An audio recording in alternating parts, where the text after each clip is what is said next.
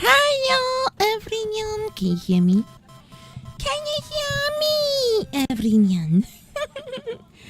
I'm gonna miss all of you so much. Yes, yeah. That's not how the day I can. Hello, everyone. Hi, Harinyan. Yes, yeah. Yep, I see Harinyan on YouTube as well as Twitties. Yes, yeah. How's it meowing, everyone? A meow action production. I miss all of you, and I'll miss y'all even more. Hello, Beast War fan. Hi. Yes, yeah. So we're gonna do a bit of Toku Art before I start stream. Before I go on a short break. And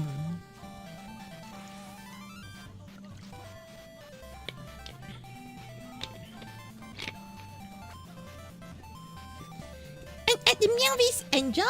Wait, you're watching the zoo thing, right? The zoo show, right? Oh my god, Zootopia. Am I right now? I'll be back on Monday. Because tomorrow onwards I'll be preparing for event, yeah? So I won't be able to stream unless some random stream. Yes, yeah. Which is also why this coming week all my watch parties will be delayed by 1 day. Yes, yeah. So our weekly new episodes will be moved to Monday, then the one we move to Tuesday. Yeah. Just for this week. Yes, yeah. Yeah, show. I'm sorry, everyone. I disappoint you. But I hope you won't be as disappointed as I'm disappointed in you. You saw Wicked Part 2. You said, I want. Okay, you know what? Let's just get stream moving.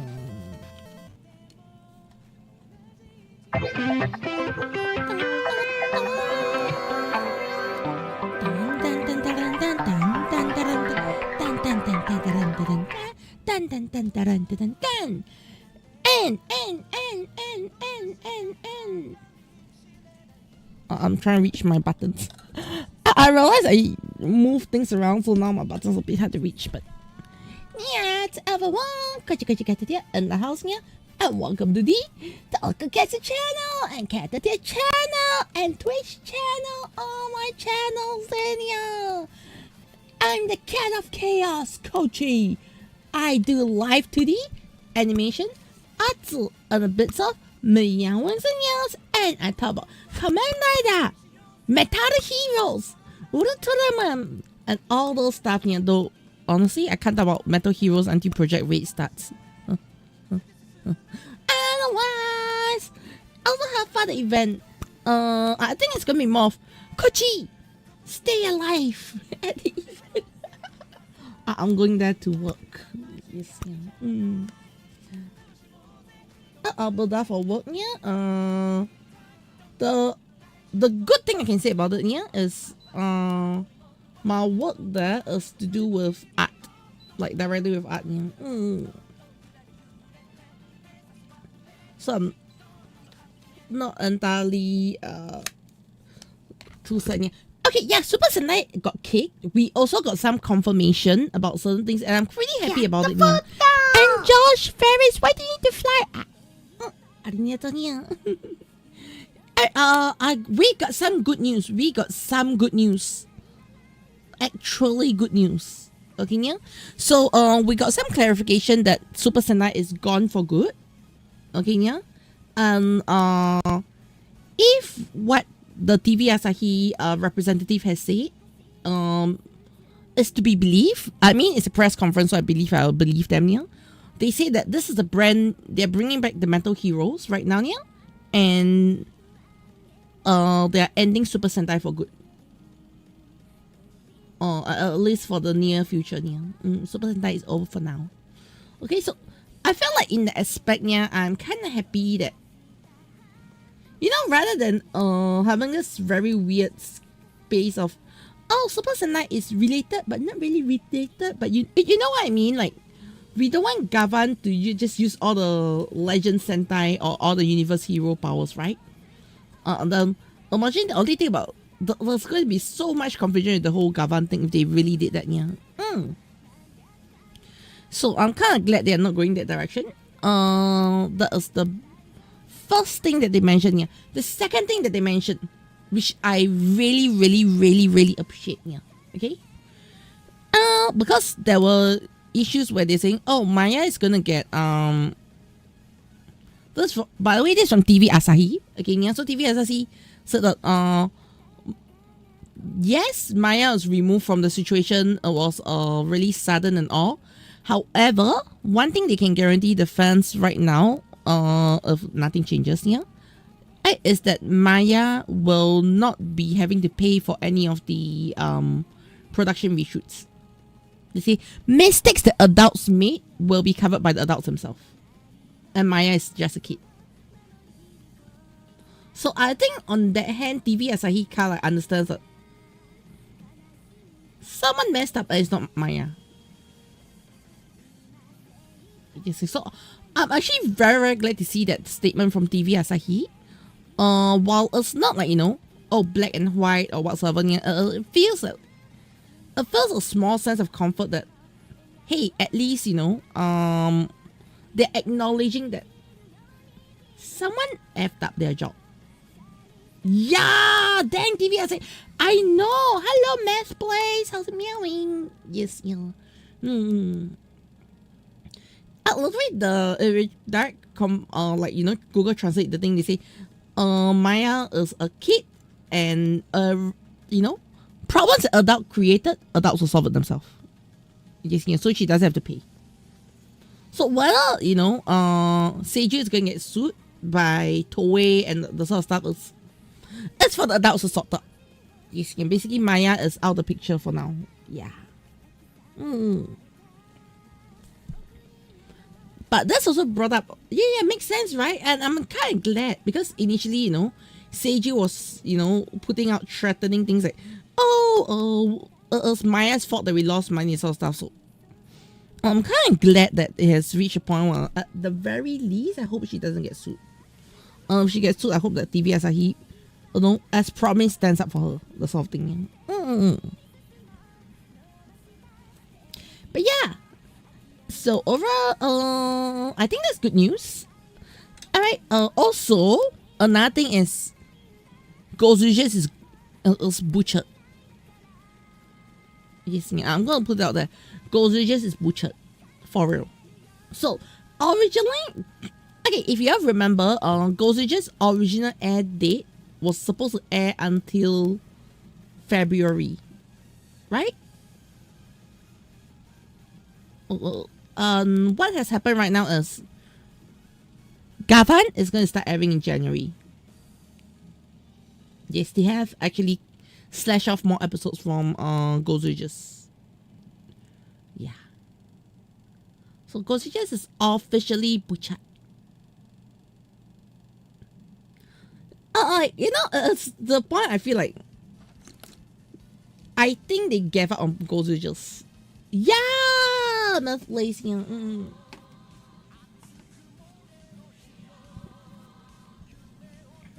Rush ending. Hello there. How are we doing today? Meet Mush Gaming. Good. We're gonna be doing some arting though, not gaming. Yeah. Alright. So I'm now currently drawing. I'm sketching a new outfit for myself right now. So just to let you know, I've actually created like this template right now that I'll probably use for the foreseeable future, yeah. Until, you know, one day I feel like my art style has changed too much and that I want to, like, you know, do a new design, yeah. But for the foreseeable future, I intend to use this design, like, you know, template for myself, yeah. Alright, and I have included two hairstyles for myself, yeah. So the first hairstyle is this one. Alright, so if you notice, I've also got a new hairstyle with my other my upcoming model as well, yeah. So the new hairstyle also has a new you know, just a bit, there are some differences you may not notice, okay, yeah, But if you look up close, there are differences. Yeah. So I was like, sometimes I feel like the older hairstyle works on certain outfits, yeah, but some of them are not the same, yeah. You're thinking about doing VTuber in the future? Beast Wall fans, nice. Have you thought of your own VTuber design yet, yeah? And yeah, getting excited for Metal Heroes. Honestly, I'm actually kind of excited for Metal Heroes. Yes, yeah. And yeah, I'm honestly kind of excited for Metal Heroes and enjoy the movie action. Yeah. But yeah. Hello, Rainbow Tempest. I've not seen you around for a while. How have you been here? So, honestly, I'm kind of excited. Yeah. Let me know how Zootopia is. Yeah. I'm actually kind of excited for the most part about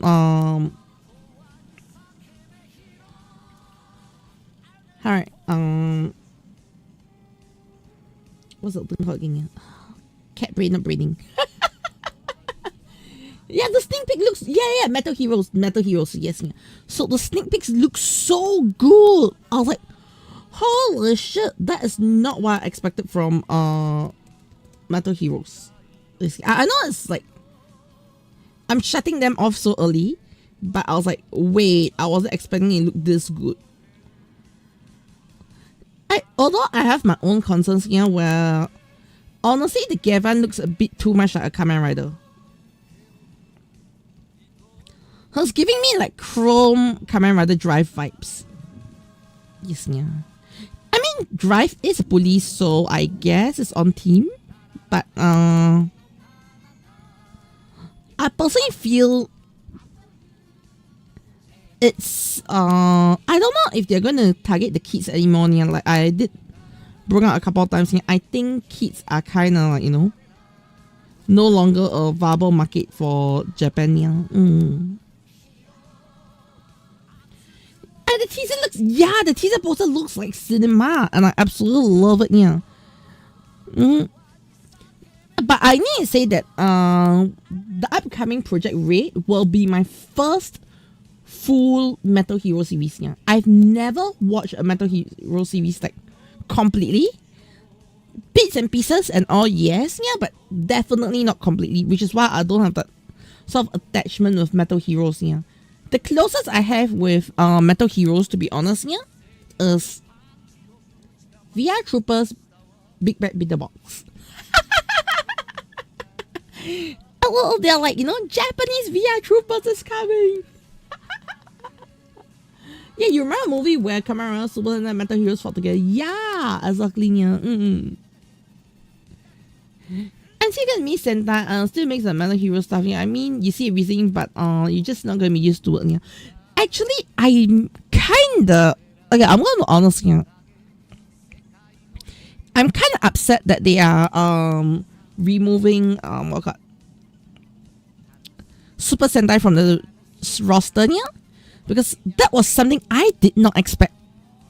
Like, genuinely, as much as, I found that Super Sentai has always been not the best out there, yeah? I was actually quite shocked they went ahead to remove Super Sentai. Yes, yeah. I would not have expected that. I'll be like, genuinely, it was not on my, it's not, I don't even have a bingo card, yeah. I'm quitting the call, no! Yes, yeah. Honestly, right now when I see the whole Metal Hero stuff, yeah, I actually feel very I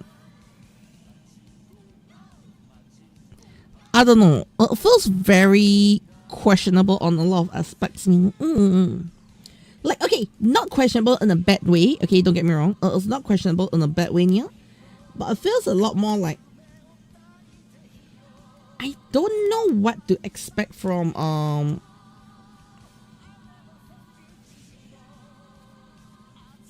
them, in the sense of Sentai feels like a very cultural thing to me. Yes, it's like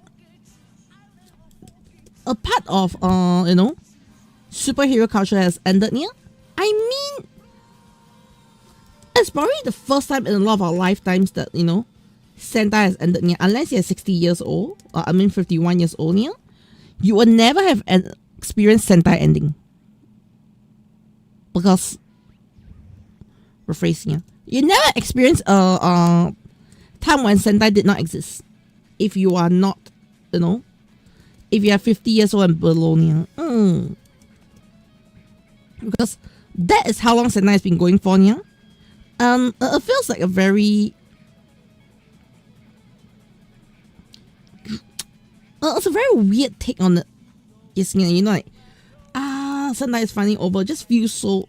You know, it doesn't have a nice ring to it. Yeah. I don't know if you agree with me on that feeling, yeah. Yeah, the man should do their own thing, yeah. Wonder if they're going to add changes in Metal Heroes. They're definitely going to add changes. They're going to add changes, yeah. That is for sure. Because I feel that the main reason why Sentai is being kicked out is due to overall earnings, yeah. And the thing with Japan is, they have never looked at the global market. That's the problem, yeah. Okay, I wouldn't say that's wrong because I think that's sometimes a good thing. They don't look at the global market, yeah. But because of that, a lot of their series have always been in this very weird space of only Japanese kids understand. Does that make sense here?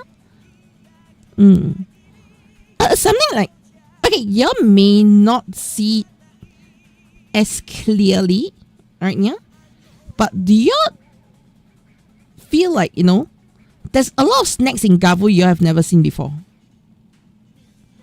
Yes, yeah. I know now it's like, huh? Why am I bringing up Gavu here? It's totally because of that. That's why I'm bringing up Gavu here.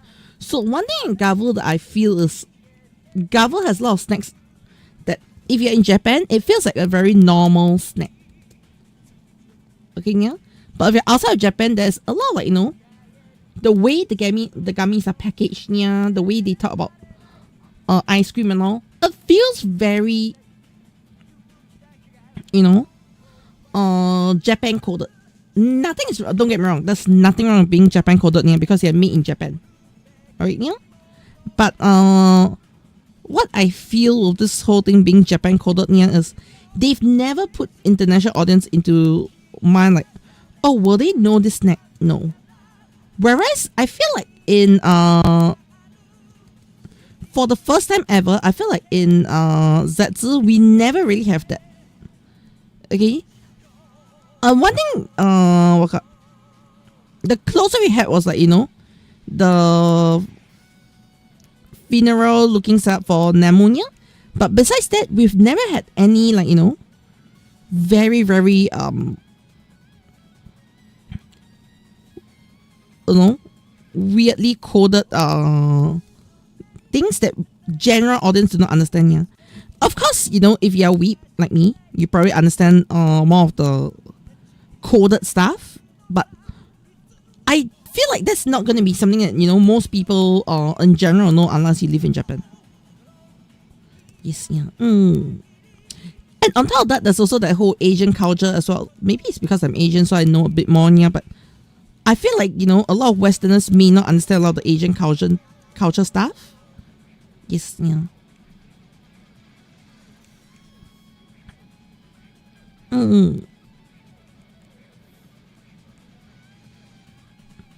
Yeah. And this Kamen Rider is doing good. Imagine Kamen Rider stop. That will be a disaster if Kamen Rider stops here. I'll be like in chaos. But Kamen Rider has stopped before. That's the thing, yeah.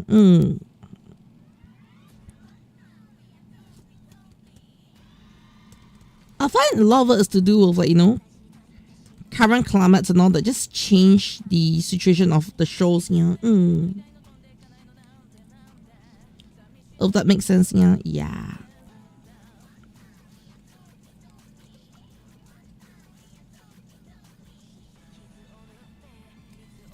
And I felt like a part of childhood that when a lot of heroes already got butchered or cancelled. Yeah.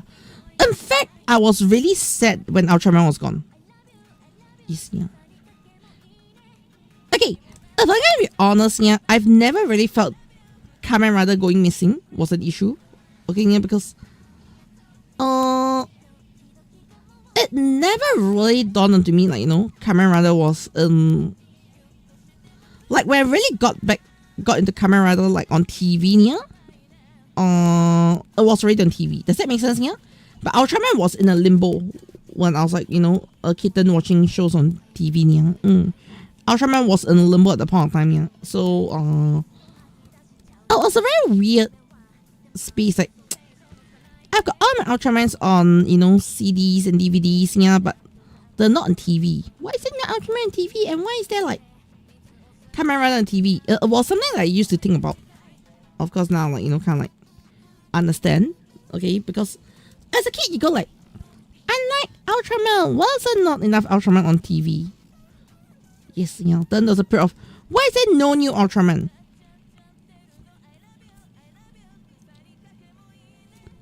Yes, yeah. So it was this very weird spot that I felt. Okay, but Ultraman's break wasn't as long. Okay, pre-Tiga, I didn't experience that break because Cat did not exist. Yes, yeah. I mean, at least tolerate Asian cultures to be tolerate is one thing, okay, yeah. So raw TV, yeah. I feel tolerate is one thing, but I feel it's just more of, you need to understand a bit to fully grasp a lot of the nuances in the show. Yes, yeah, because I feel like the show does have a lot of, like, Asian nuances that just skips over everybody's head, unless you're Asian. That sort of thing, yeah. And there's nothing wrong. There's nothing wrong with that, okay? Don't get me wrong. I feel there's nothing wrong having this kind of like nuances that get glossed over here. And the main reason why I say there's nothing wrong is because I feel, number one, alright, there is no need for every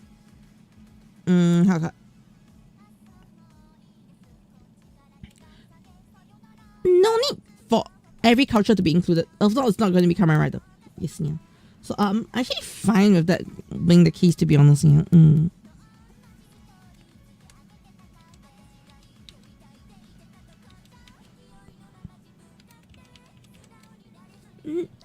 Yeah. Again, the Kamen Rider will keep watching on internet. Yeah. Yeah. The thing is, maybe I'm lucky. I got into Kamen Rider before the whole I don't even know where I have them, but I got into Kamen Rider because I started watching them on CDs. Yes, yeah, as opposed to TV actually. Yes, yeah.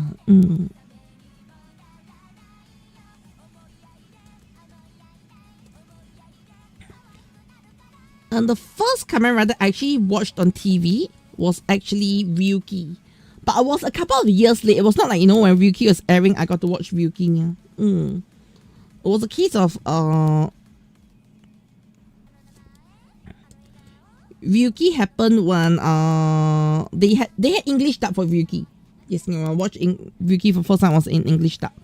So using that as a base, that it was not like, as Japan ad, I watched Ryuki. No, that never happened. I was sure it was the case, yeah, but that never happened. But the first rider I watched on TV was Ryuki. Yes, yeah. Honestly, I visited Japan before, yeah. To be fair, Japan was not was a lot of what I hoped for it to be, yeah, and also a lot of what I didn't expect it to be. Yes, yeah. Like, one thing I say is I expected to enjoy Akiba a lot. Okay, yeah. Like, Akiba is supposed to be like the holy grail for otakus and all, yeah. I expected to enjoy Akiba a lot. But the weird thing was, I actually enjoyed... Okay, the one thing I really enjoyed Akiba was food. Bad food. Rephrase. I enjoyed a lot of bad food at Akiba. Yes. I'm not even going to call it good food, okay, yeah. I enjoy a lot of bad food in Akiba. Main reason why yeah is cafes, Final Fantasy Cafe, the sort of stuff, yeah. Yeah, it's all in Akiba, so I enjoy a lot of bad food in Akiba. 5-star bad food. Yes, yeah. Okay, but 5-star bad food aside, yeah, aside from one camera shop and one card shop that I really enjoyed, I felt Akiba was very underwhelming. Yes, yeah. I don't know. It's not what I dream Akiba to be. Yes, yeah. Like even the shopping aspect of Akiba, yeah, I felt I had enjoyed a lot more at No, there are great food elsewhere at Rimuru Temples, yeah. I was talking about I went to all the cafes like Kamen Rider Cafe, the sort of stuff, yeah. Final Fantasy Cafe, Monster Hunter Cafe. So that was where, you know, I ate most of my Akiba food there. Yes, yeah. I hope that makes sense, yeah, yeah. So I feel like in terms of food, I didn't have a lot of good food at Akiba. In fact, most of the food at Akiba was really meat because I'm totally paying for food, okay?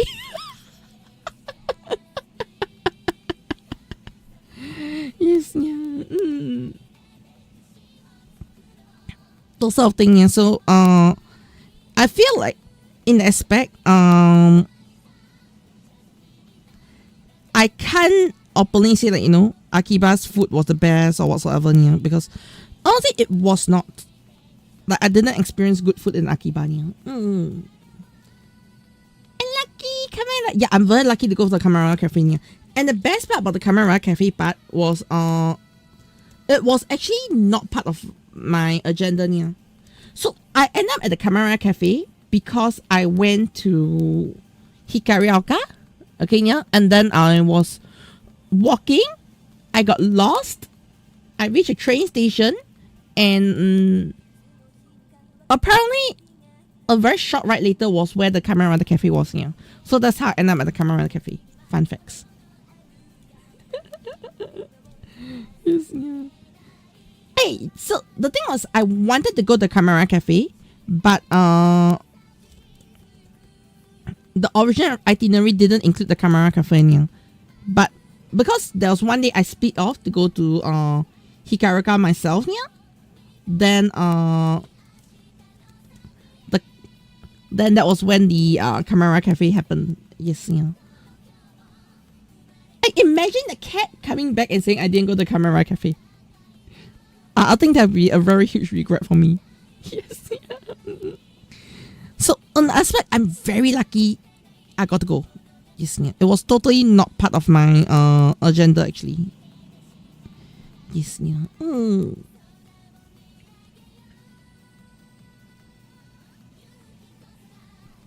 Yeah. The Kamera Cafe food is good, or is it just okay, can I say among all the theme cafes I went to, okay, yeah, I went to Monster Hunter, I went to Final Fantasy, I went to Kamen Rider / Super Sentai, so they're actually like, you know, superhero cafe, yeah. So the best meal I had in all this theme cafe, yeah, was actually at the Kamen Rider Cafe. Yes, yeah. Okay, as much as say Kamen Rider Cafe, right, yeah, the Kamen Rider dish I ordered was mid.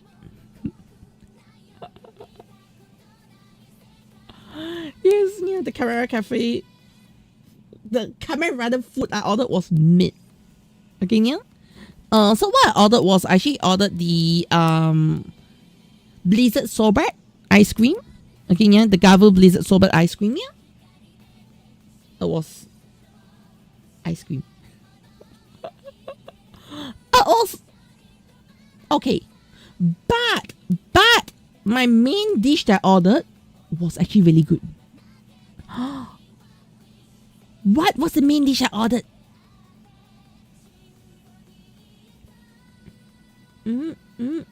Okay, yeah, the main dish I ordered was drum roll, bun curry rice. Yes, yeah. So bun just going on. So I literally had like the car-shaped curry rice. That was so good. Okay, yeah. That was so good. Okay, yeah. I think that's probably like the best best cafe food I had then, yeah.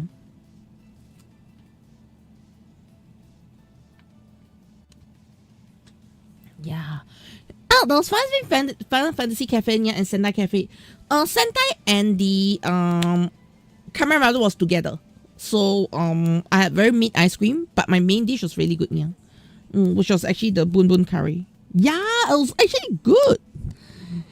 Like, I don't know, everything else was but then the bun curry was just holy shit. In fact, when I ate it, I was like, wait, this actually tastes good food, yeah. Like good food, yeah.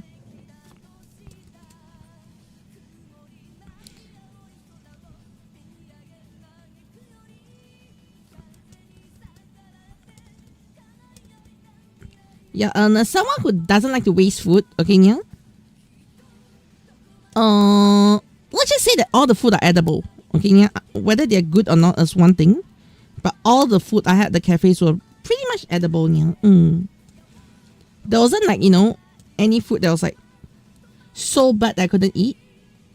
Unlike, okay, yeah, the cafe in Singapore. So, Singapore, you got this Any Plus Cafe.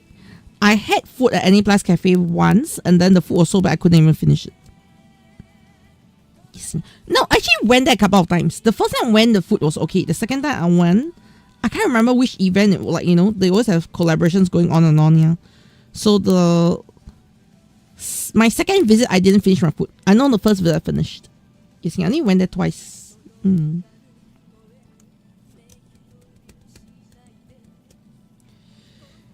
Yeah.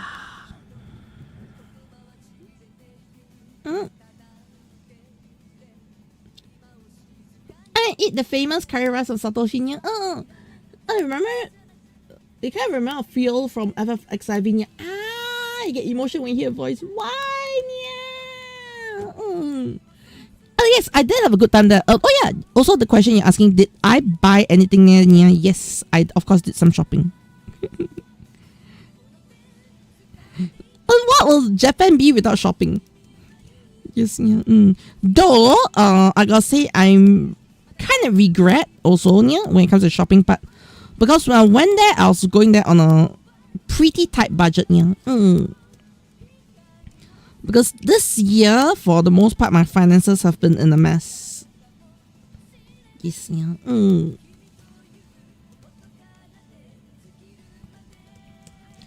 So, I basically went there on a very tight budget, and I think that is probably my biggest regret, yeah. Because I was not able to buy everything I want. That's for sure. Okay, yeah. And I'm not talking about, you know, oh, I want to buy CSM toys or what else then. Yeah. It was, that's like price figures. I was like, even calculating should I buy or not, yeah, because I was out of budget, yeah. There's actually one figure I was looking at. It was like 2,000 yen. I was already hesitating. Yes, yeah.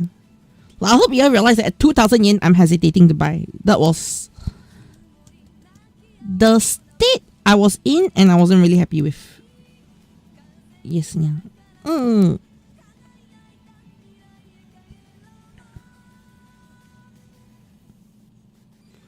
Yeah. And hello, Nana Shepherd. How's it meowing? Yeah.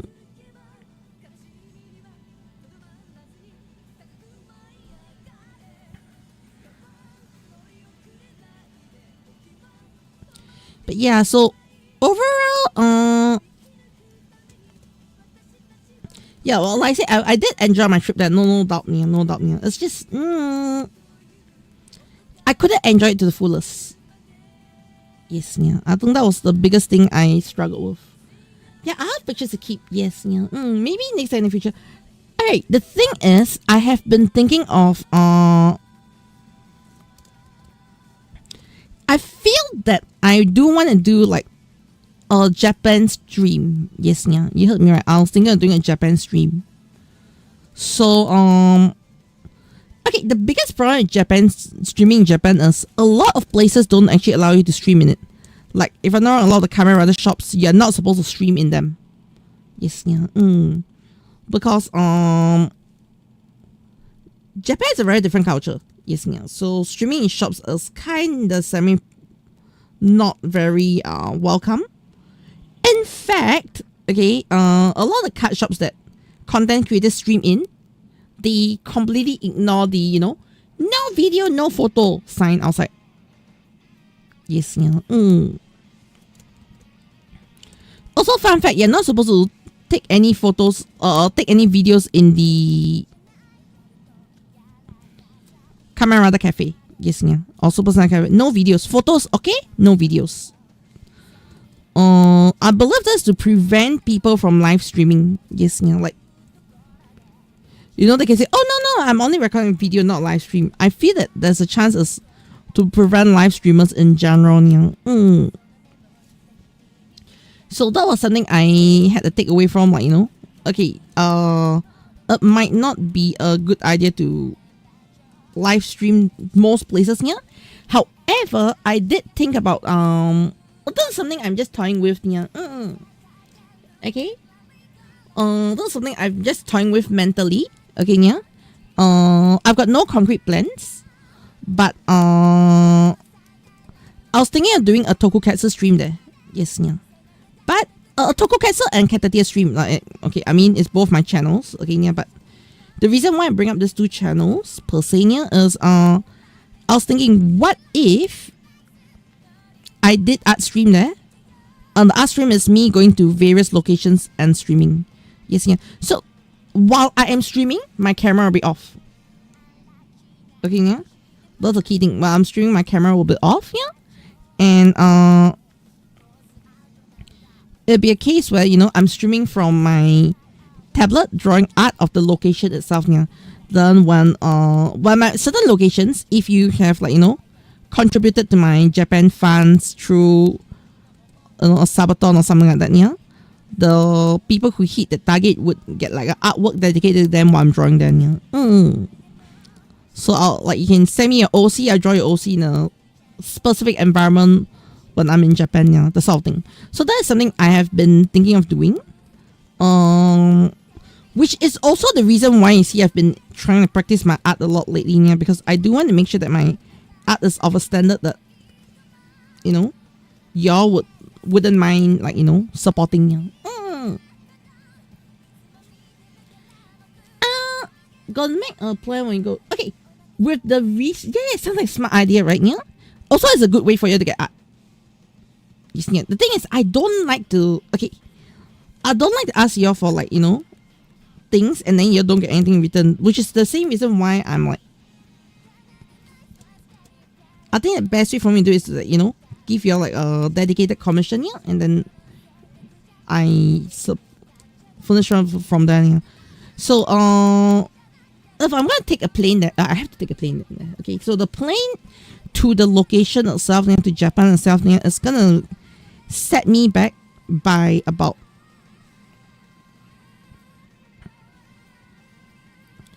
hang on. Okay, so the plane is gonna set me back by about almost 1,000. Yes, yeah. So I probably do something so long my plane is covered and probably my lodging, yeah, I would pay the rest myself, that sort of thing. So I won't expect like y'all to pay everything, if you get what I mean, yeah. But support wise, I'm looking probably some support for the airplane trip, yeah.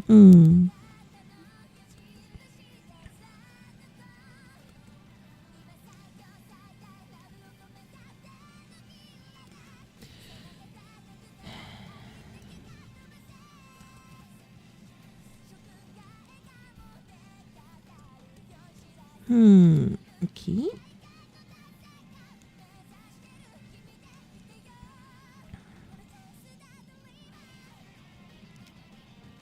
Oh, by the way, I'm actually struggling a bit trying to plan the design for this one here. Mostly because I'm trying to wrap the design around the boobas. yes, so I try to mentally visualize how is it going to wrap around the boobas. Yeah. That's pretty much it. But once I figure it out, it should be fine. But that's also part of the reason why I decided to do like a character design sheet here. Because unlike Zetsu, where I gotta say Zetsu is pretty easy to plan. Okay, yeah. In fact, most riders are kind of easy to plan. Well, I'm going to try to do like, a Kamen Rider outfit here. But this case is a little bit difficult here because, honestly, it's very busy. Nox Knight design is actually very busy here. Yes, I am doing a Nox Knight outfit right now. Yes, yeah. In fact, I actually have the post of the Nox Knight artwork I want to do already here. But the problem was I was like, wait, how am I supposed to handle design? So I put a pause on that one here and went to work on the design first here.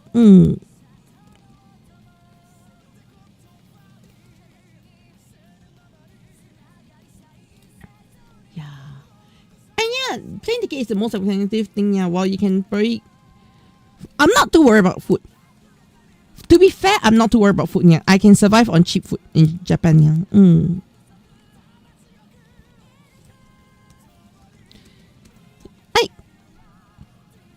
Fun fact, do you know that convenience shops are not the cheapest food sources in Japan? Yes, yeah. It's one of the cheaper ones, but convenience food is actually not the cheapest. There are cheaper places to get food, yeah. And then on the convenience shops. If you know where to find, yes, yeah. So, the best place to get food, like, I had ramen for like 500 yen. Yes, yeah. Like full-fledged ramen, okay? Yeah, not like, those budget ramen or what. Yeah, I have full-fledged, freshly cooked ramen for 500 yen. Yes, yeah. Yeah. I'm not really diet. No. Wait, they're not? No, they're not, yeah. So, I actually found this ramen place at Asakusa that was actually very cheap. Yes, yeah. Hey, problem number one. No English menu. But then you're like, oh, that sounds cool. Okay. It is really cool, yeah, but zero English menu.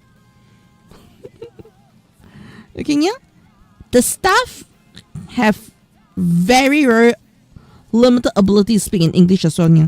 So, I was literally ordering, because you need to understand, I cannot read Japanese. So I was using Google Lens at me order, but I was able to speak to the staff, so there was no problem. Yes, yeah.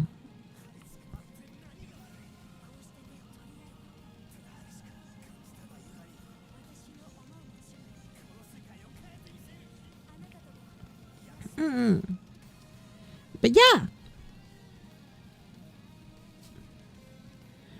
And there are 24-hour supermarket. There's actually one 24-hour supermarket. Was at Asakusa, and yeah. Oh yeah, also supermarket has some really good deals on things like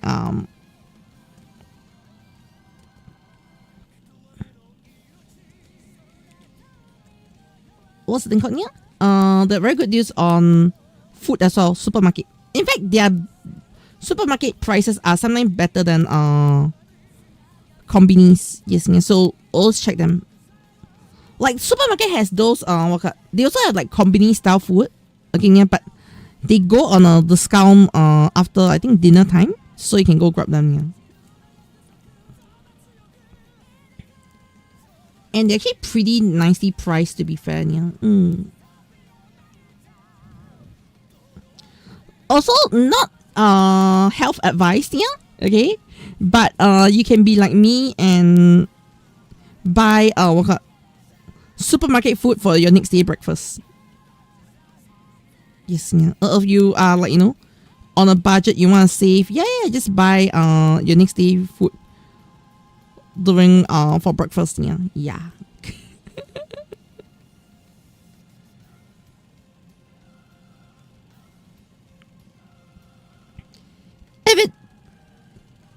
If it's cooked, I eat. Okay. That is my logic. If it cooks, I eat.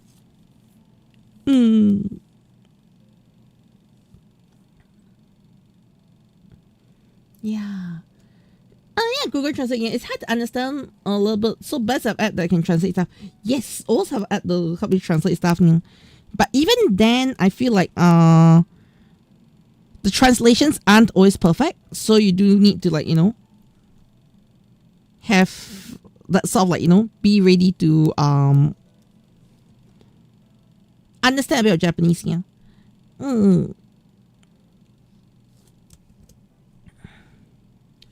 Also, I don't know. Have y'all seen the Duolingo AI update? Yes, yeah. Okay, I'm actually very tempted to subscribe to Duolingo for the AI update. Yes. And ding dong ding yeah, Elemental Boy, how's it meowing? Hello, Ruth Taro's Live, how's it meowing? I was good. You eat it mindset. Yes, that's what I do. Yeah. And no, okay. So apparently, people were very pissed at Duolingo. Okay, so Duolingo is like this language learning app. Okay, yeah, and a lot of people were pissed with Duolingo recently because Duolingo said, "Oh, we're gonna incorporate AI into our classes." And I actually saw a preview of it. The way they use AI is actually really good. Okay, half of it. So one half they want to come out stories using AI for you to like learn your language. Yeah, I think that is shit. Oh, arigato niya. Okay, I think that's nothing but BS. Okay, yeah. However, okay, this is where I give credit where credit is due. Okay, yeah. However, what I'm very impressed by Duolingo though is they got a separate portion of it where you can actually call the characters. Yes, like there's this character you can video call them. Thankfully, it's a phone call, and then they actually use AI to converse with you in the language you wish to converse in. And not only that, so what? Let's say for example, you learn something in class, okay, yeah, or like in a digital class of Duolingo. Yeah, what happens is it translates your lessons into practical use discussions. Yeah, so the biggest problem with learning a language is actually having someone to speak to. Yes, yeah. So even for me, most of my Japanese practice comes from the Ultraman card game I play with just Japanese players. Yeah, so that's where most of my practice comes in from. Okay, but that is also my biggest weakness. Does that make sense here? Like my best form of practice is my biggest weakness as well. Yeah, because if I'm heavily dependent on like if I'm heavily dependent on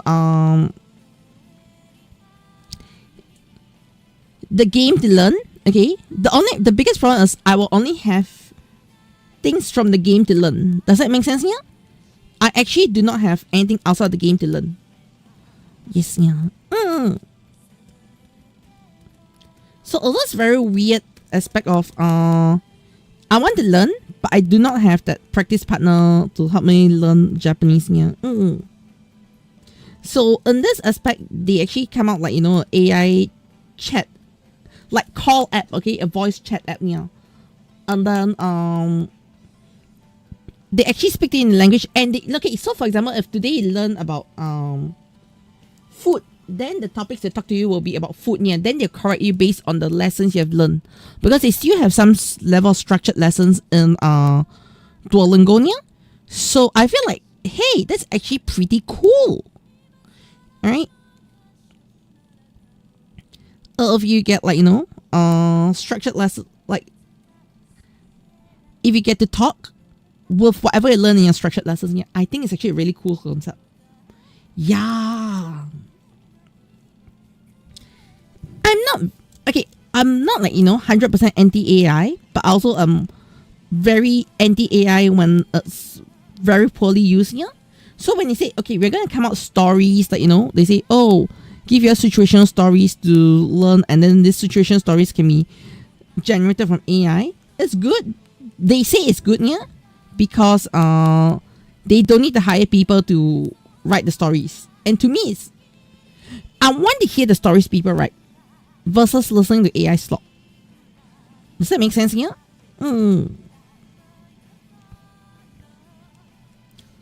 So I was actually very against that when I first heard that, hey, they're going to start using AI in their stuff. They're going to fire people. Long story short, yeah.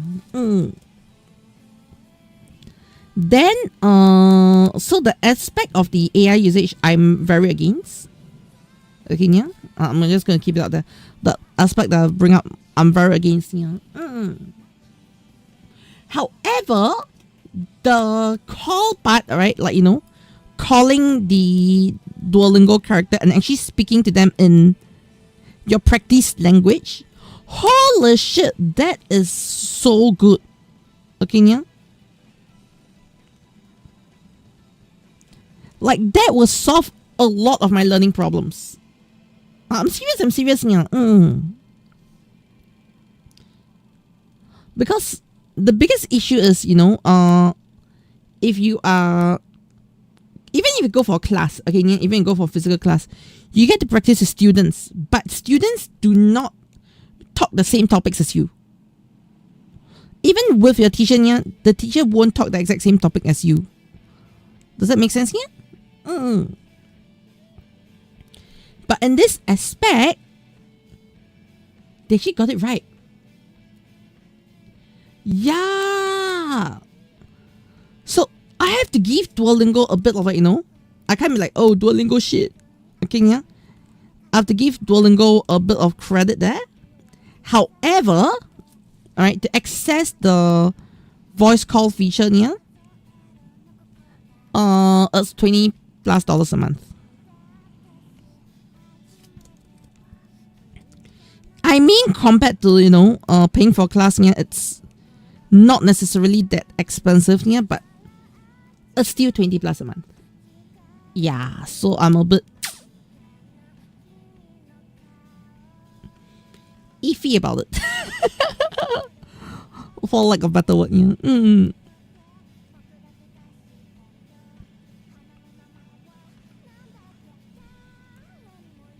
Yeah. And looking for a convention soon. Yeah. Yes, yeah. The problem is Duo teaches you useless things. Hello, hero. Yes, yeah. I feel like Duo doesn't necessarily teach you useless things. They're teaching you basic structures and all, yeah. I have used Duo before I went to Japan. Okay, I did try it out, yeah. I actually felt that a lot of things that it taught me were kind of useful. Yes, yeah. Like things that I don't usually hear in anime. However, I'm not gonna, like, you know, say that, oh, it's the bestest app or whatsoever. No, it's definitely not. But now with the new AI chat function thing, I think it's pretty cool though. And yes, yeah, hero. Yeah.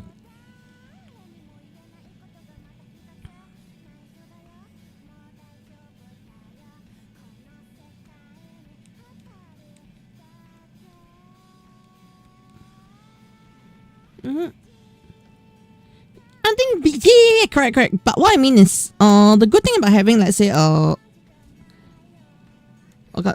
an app to help you. Yeah, I'm talking about it from, like, you know, if let's say you just looking at it from like just the app alone. Yeah. One thing I am tempted with, okay, yeah, is because they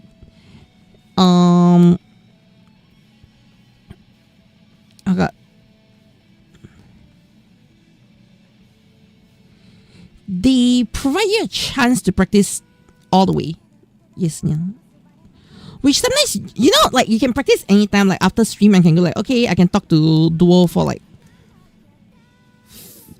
however long I want to before I go and sleep. That sort of thing, yeah. It was just that aspect of, like, you know, practice convenience, yeah, that I really appreciate.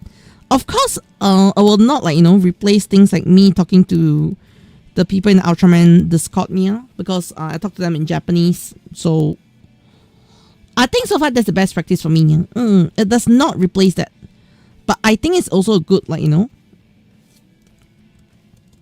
addition to your practice options niya.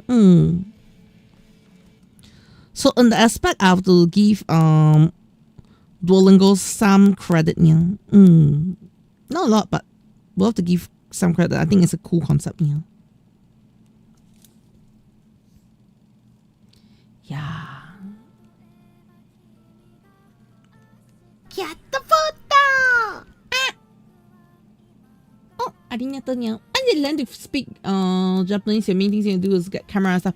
Yes niya. And Mon, what am I drawing? I'm drawing my Kamen Rider Nox Knight outfit for my own model niya. Yes. So okay, oh yeah, just now saying that I actually have the post done for artwork that I want to work on here. Let me put it out for you. This is probably the first time y'all get to see some of my sketches and my work in progress here, but I've not shown any of you. You see, I have quite a lot of like work in progress works happening right now. Yes, yeah. Hey, so tomorrow's a big day for you, why yeah? Hey. Jeremy colleague tell you that nobody talks like okay, I think it's just for you to practice a lot of basic things, yeah. It's not like the bestest way to practice, that's for sure, yeah. Like I say, it's better than nothing. Okay, yeah. Thanksgiving, of course. We don't really have Thanksgiving here. Once you learn Japanese, you want to get your camera stuff and some anime stuff and novels. Ah, I see. That'd be good, though, yeah. Hey, yep. This is my OT, Mizuki Soji. I did a random sketch of her. This is a random sketch I did. Whether I'm going to fully render this later on, yeah, I don't know. But this is a random sketch I did. Okay, just practicing art in general.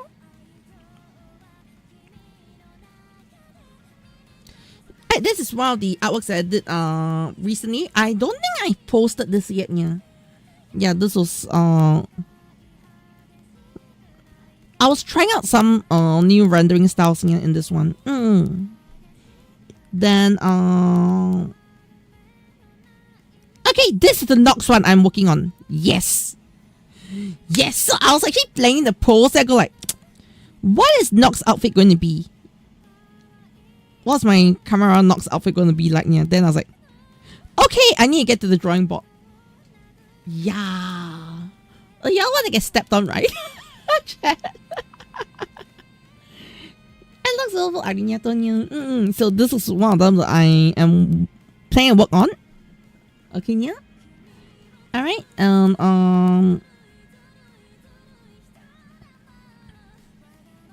Yeah. Oh, that's a Nox vibe, okay? Nox steps on people, okay, yeah? Hey, and then the other thing, okay, this is now artwork that I'm working on as well, yeah? So this is with my new outfit. So this is actually all prepared for some simple live 2D animation as well, yeah? So this one I just need to render, the main colors are all in already. Yes, yeah.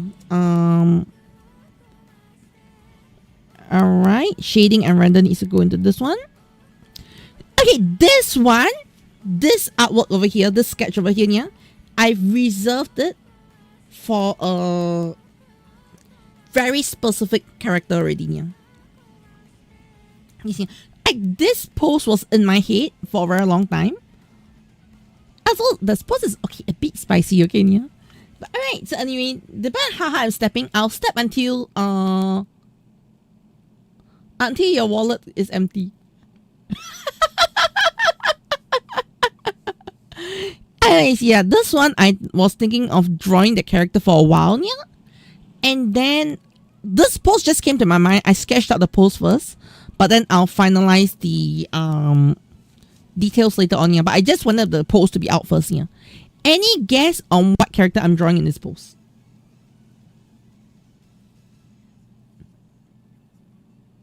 Yes, yeah. Anybody can guess what character I plan to draw in this pose. Yes, yeah.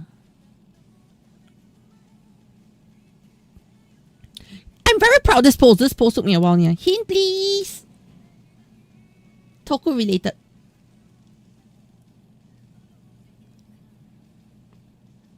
Yes, yeah.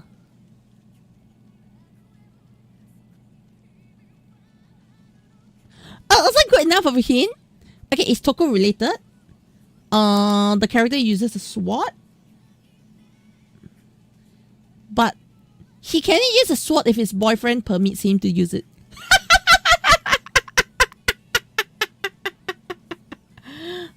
No, not Garo, not Garo, not Garo. I really gave you a very huge hint, okay, Nia? The character uses a sword, okay, from a Toku series, but he can only use a sword if the boyfriend permits him to use it. Not Agito, no. Not Dan-o, no. Yes, yeah. What? Are you not thinking about... Are we like thinking on different wavelengths? Oh, it's not Zetsu, it's not Zetsu.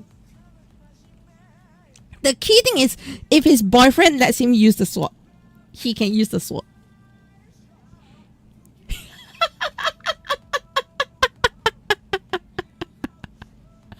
Yes, yeah.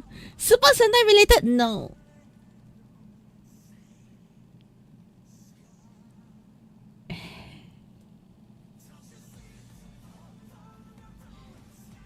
Okay, fine. I'll tell you the answer. Alright, then you'll figure out why I say only he can use it when his boyfriend permits him to use the sword. Yeah.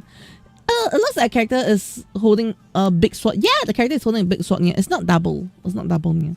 You're going through all the partnership. Then Tony, you're not thinking on the same wavelength as me, okay, Nia?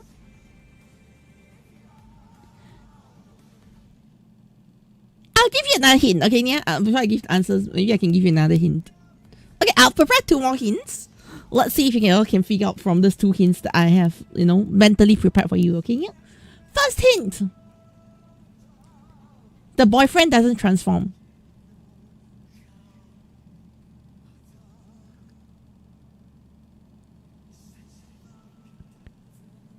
That's the first hint. The first hint is the boyfriend doesn't transform, Nia. Nope, it's not there, no.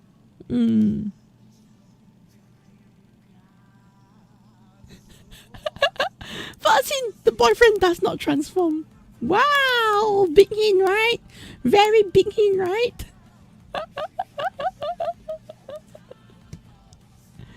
You see, very, very big hint, right? Tony, are you really sure you can't get it?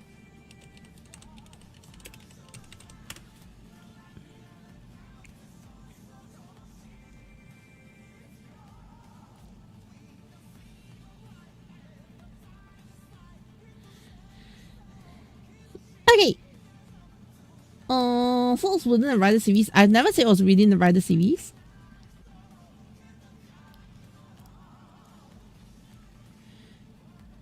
Hey, let me give you a second hint, shall I?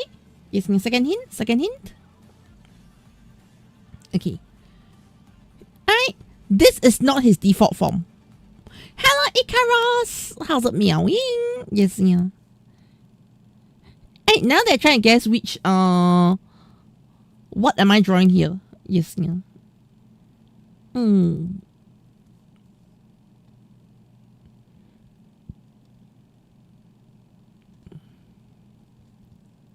That's post I prepared for Toku related character, yeah. But right now, they can't seem to guess which. You're getting close, Rimuru. Yes, yeah.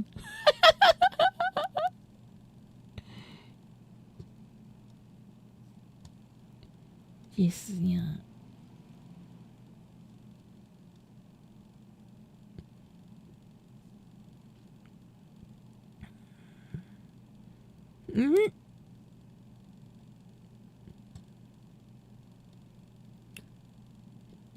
once you know what it is, you're like, oh. Do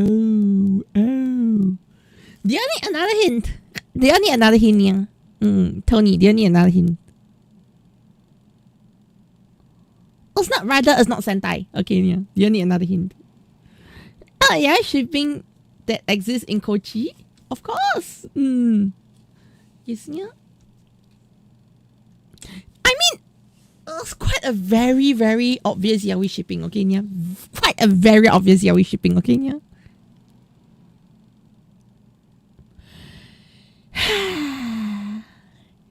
And you can figure out. That's a tough question, yeah. Yes, Omega. Omega Rekinus armor. Yes, yeah. So I intend to actually do the whole Rekinus armor on this setup, yeah. Yeah.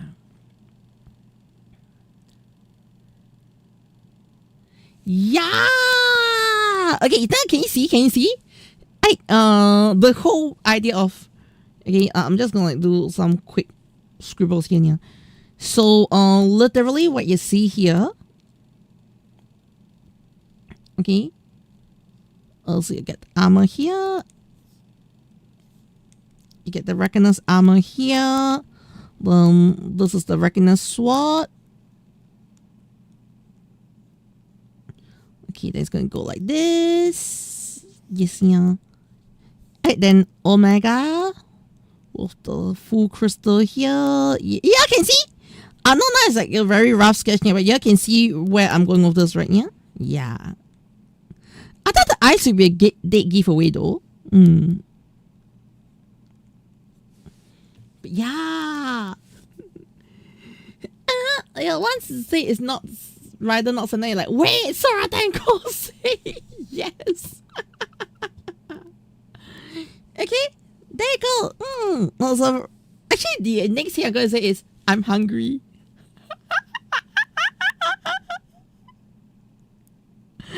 Yes, yeah. So yeah, with this you can see roughly it's actually quite a doable pose, yeah. Though I'll probably have to like resize the head, that sort of thing, yeah, to make sure that it looks visually correct before I finalize the render, yeah. But generally the pose is already there, which is why I wanted to get the pose in first before I started drawing. Yes, yeah. Yeah, I hope that was a good small little chat and sharing. You see, oh yeah, I also finished one more commission today. Yay! Da, da, da, da, da, da, da, da. Yes, yeah.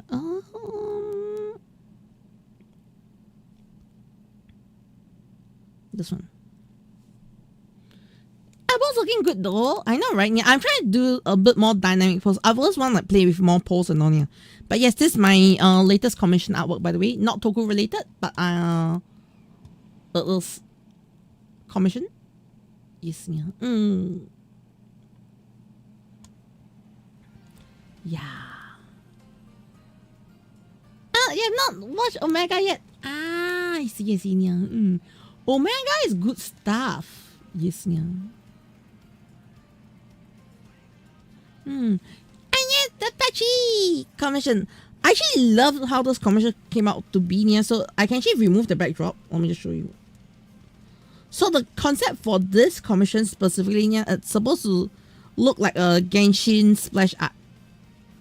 You see what I mean? Yeah? So as a whole backdrop, I was trying to go for that feel. Of course, I don't think it's as polished as Genshin yet, but I definitely got that. I'm there. So the couple of the next few things that I do want to practice moving forward when it comes to this year is I need to figure out my line work more. Yes, yeah. Yeah. But in terms of everything else, I think it's there. I'm actually very proud of this piece here. The biggest problem being an artist sometimes is you're proud of your work only for a couple of weeks, then you start to like hate it. Yes, yeah. And a few weeks, I think you're like, I think I've learned something new already. Yes, yeah.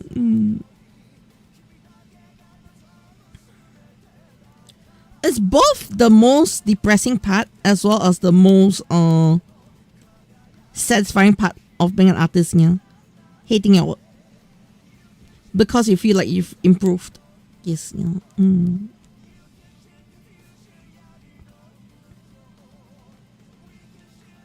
But I just feel that's very, you know, life of an artist. Yes, yeah.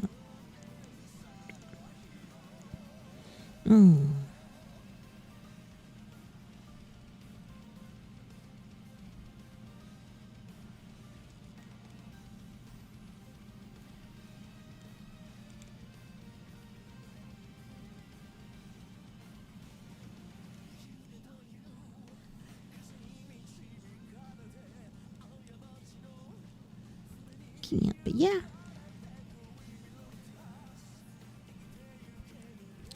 Also, I like how this design is coming out so far, yeah. Like, I definitely did take a lot of, like, you know, liberties in changing some of the design aspects, yeah. But I think it's coming out really nice. Well, the whole Nox thing is coming out pretty nice, yeah. Yeah. The next thing left is to work out the colors, which shouldn't be that tough, yeah.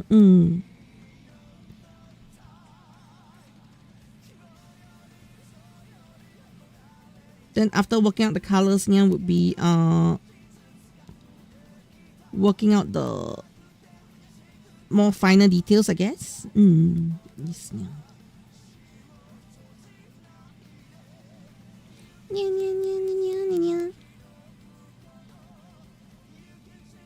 But yeah, art looks gorgeous. Yeah, but I'm still trying to improve. I feel like my art is not at the perfect level yet, yeah, that I'm, like, you know, 100% proud of. But I definitely do want to, like, you know, practice more art. Yes, yeah.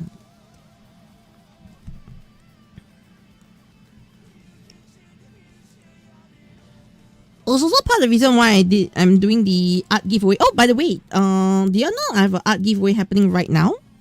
Yes, yeah, for Toku Art, yeah. It's happening both on Twitter and Twitch. Yes, yeah. Sorry, Twitter and YouTube, not Twitch. What am I thinking? Okay. So let me get the link and just share it with you all again, yeah. I'll give you all the YouTube link, okay, and then inside YouTube link there's also a link to the Twitter site. So you got two options here.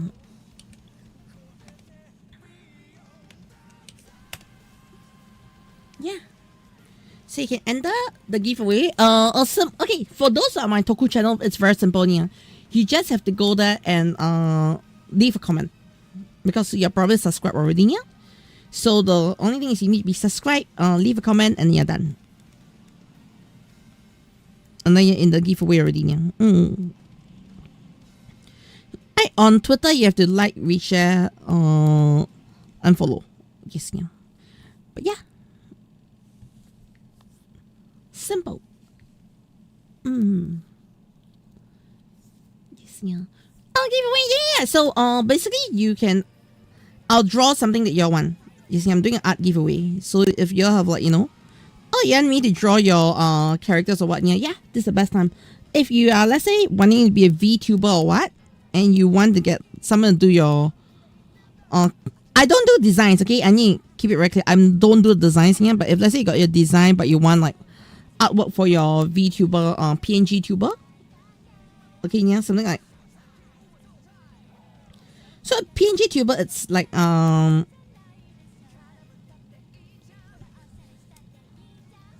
do I describe it? PNG tuber is very simple. Okay, let me give you an example of PNG tuber. I can use one right now. Yeah. Return.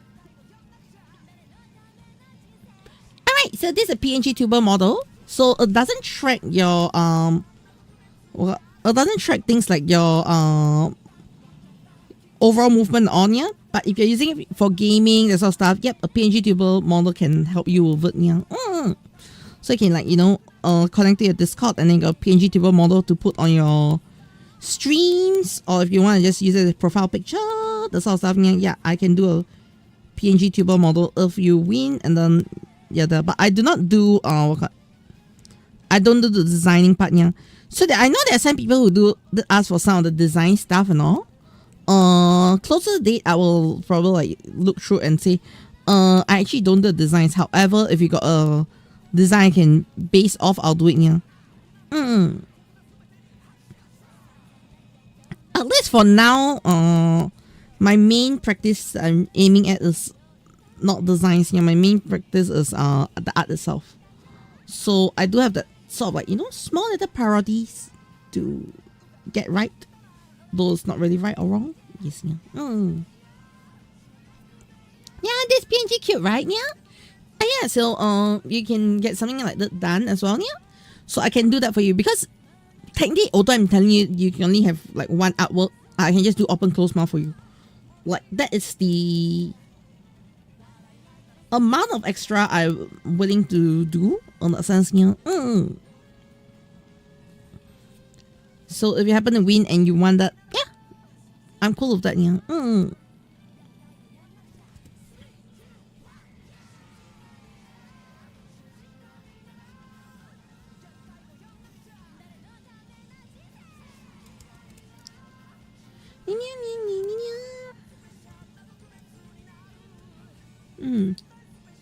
I want to get more basic request, more YCH. I am gonna be opening more commission stuff soon. Yes, yeah, so keep an eye out for that. I am in the midway of figuring out how to open a Scap account as well. Yeah. Cause you need to figure out the Japanese bank part.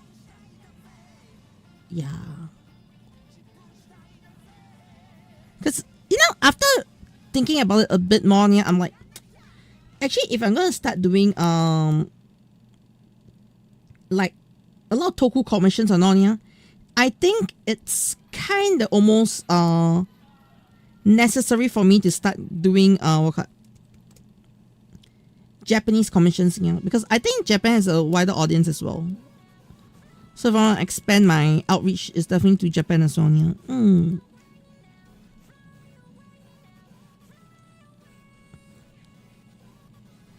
Nothing wrong with the English audience, it's just different. Yes, yeah.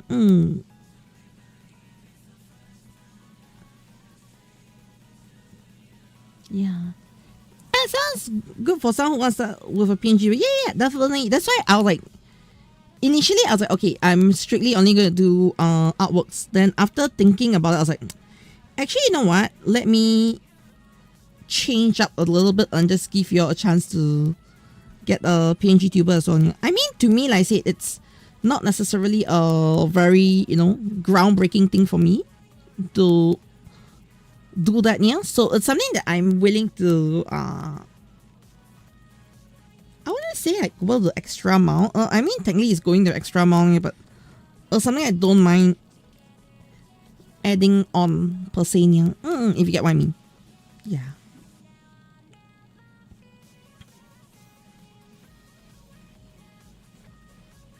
Get the photo!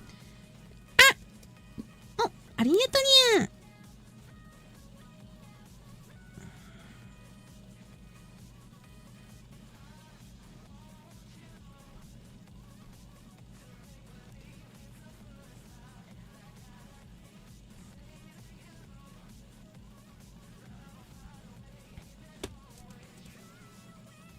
Okay.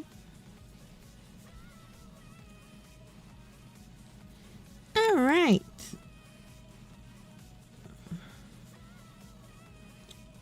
I think for the most part, the design is done already, yeah? Yeah, for the most part, the design is done. I do need to get a bit of the yellows in. Yes, yeah.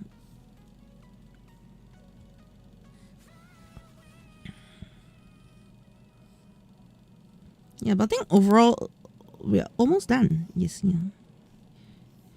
Nox design is actually very busy, so I'm like, I'm not gonna like, you know, follow the designs all the way, except for maybe the chest over here, yeah. But aside from that, I'm just gonna give like, you know, some sort of like digital looking design, and I'm just gonna call it night, yeah.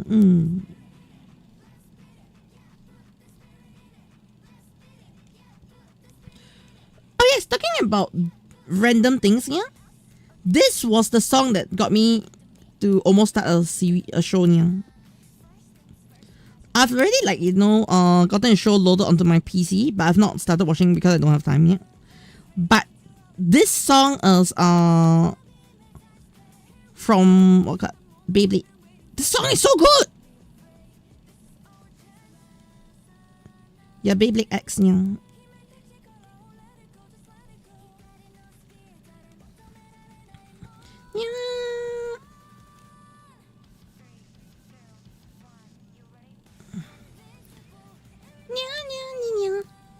And I actually do a magical theme Super Sentai.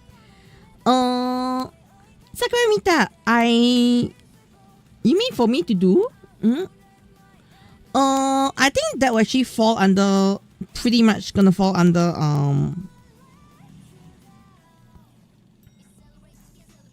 what's it called? I think Magical Girl Super Sentai is gonna be like, what's it called? Precure. Yes.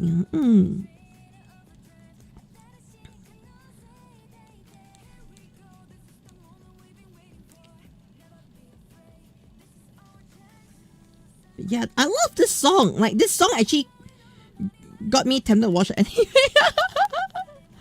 Yes, yeah. And Magic Ranger, I think it's close, but not really, yeah.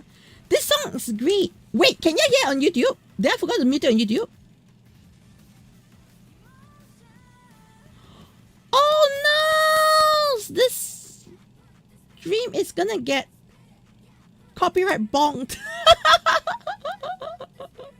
Fine, whatever. I was gonna get copyright bonked. Then, yes, you only get to see this today, and you won't see the VODs. Sadly. Yes, yeah. Ah! GG! Kochi messed up. Today's stream is no VODs, okay, yeah?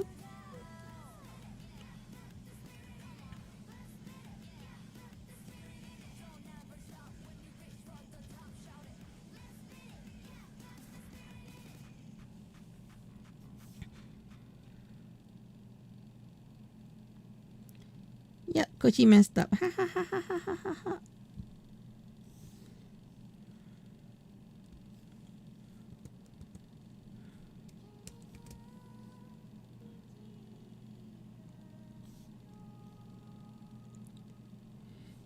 Actually, I turned off the music for YouTube site because of the copyright limitations. Hey, also that's the reason why if you have seen like some of the VTubers, they go like what's the term again? They do streams that are not non-archive, no archive. Yes, no archive streams. But the reason for no archive streams is actually because of the inability to put up a lot of music. Yeah. Yeah, Nox design is very busy. I've actually simplified the design quite a bit already. That's why I this is the reason why I was unable to do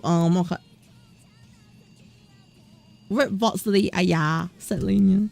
That's the reason why I was unable to draw my outfit straight. She said, like Zetsu, I didn't have to do this level of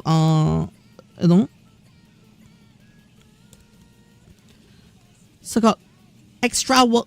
I wouldn't call it extra work, but you get what I mean, right? I just didn't have to like do the design, plan the design part when it came to Zetsu, because Zetsu was pretty much the armor design and all. So like the body build design. So I didn't have to like overcomplicate it for myself. But when I was looking at Nox, I was like, wait a minute, I can't manage. Like literally, I realized I cannot manage. That's why I actually, to be fair, I was already wanting to come out with this character design template sheet for myself for a while already. But I just didn't do it because I was lazy. And I was just thinking, okay, so I can like, randomly when I feel like it, I can just make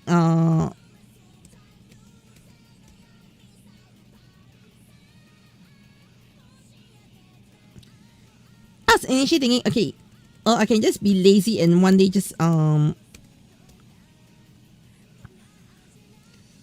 do what's the thing called? Yeah,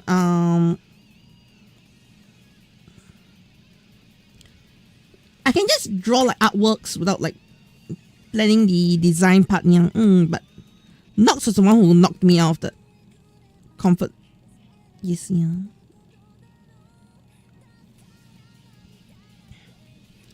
Yeah.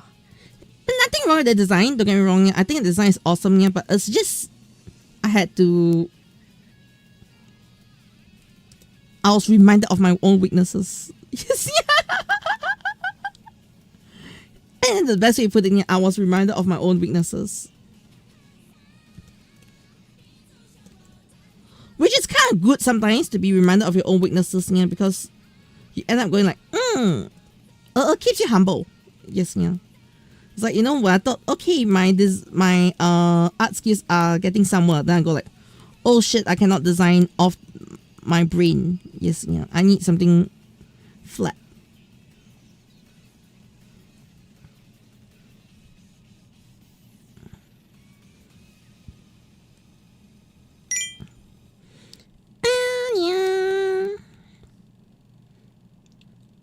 Changing people life once a day, yeah. And ting ting yeah, elemental boy. I'm like, she's like, wait, did I miss a message? I can't check at the moment, yeah. Give me a moment. I can't check at the moment. I'm actually sorting out the layer here first, yeah. Do I enjoy camera Zetsu? As much as I hate to admit it, I might actually add Zetsu to my list of favorite series so far now. The last time I added something to, my list was Revise. Okay, now? Like before Revise, the one that got on my list was Drive. That had like almost nothing going into my list for so long, yeah. Then Revise happened. But now with Zetsu, yeah, I feel Zetsu is earning a spot. Yes, yeah.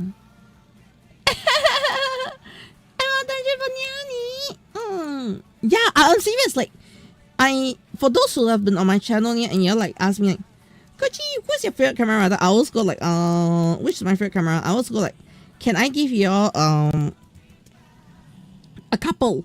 Yes, yeah. I always say let me give you a couple of camera riders, yeah. Because I've always found it's very hard to give you like, specific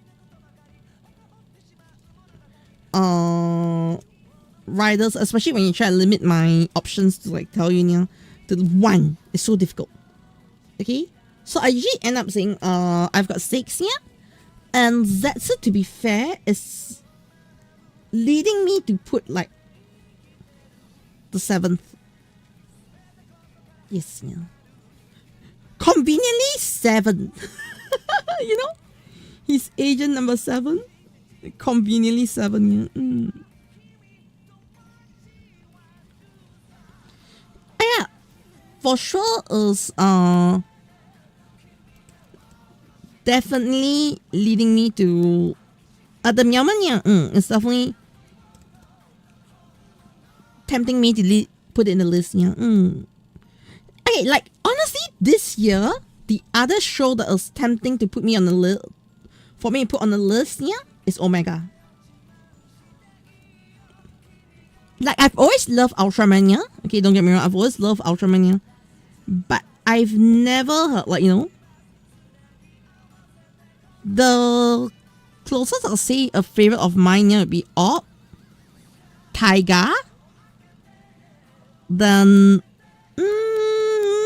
Trigger was a disappointment. Maybe because I was too hyped for Trigger, yeah. So when Trigger didn't live up the hype, I just felt, yes, yeah.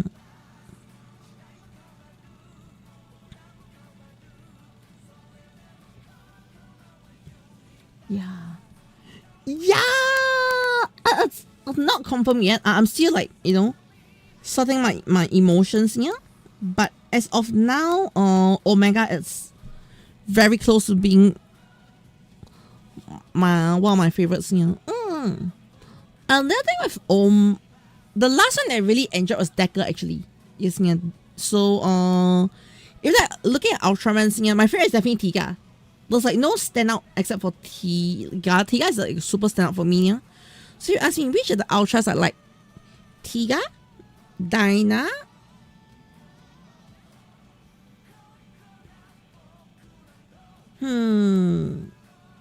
Nexus, or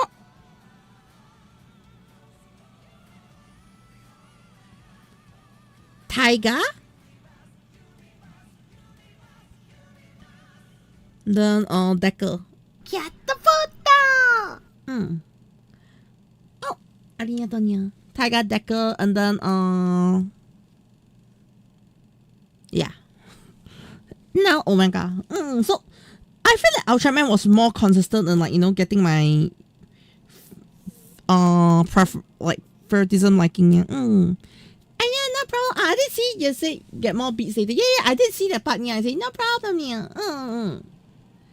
You did not expect Taiga is there? Wait, why did you not expect Taiga? Yeah. Okay. Pop quiz. Which is my favorite Showa Ultra? Among all Super Saiyan returns and you do American team to kick the balls on the ball. Oh no! Yes. Hey, anybody want to guess my favorite Showa Ultra?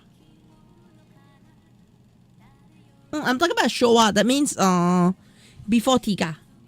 Yes, yeah.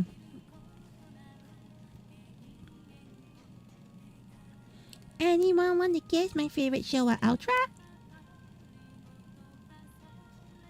Nope, not Ace. Yes, yeah.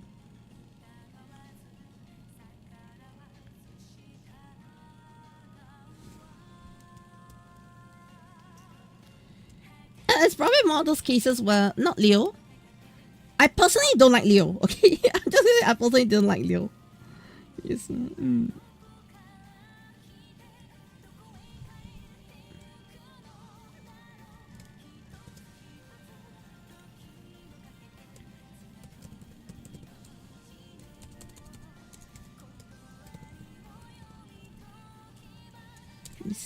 And no, I did a Showa Ultra. Oh no! Oh no! Oh no! Oh no!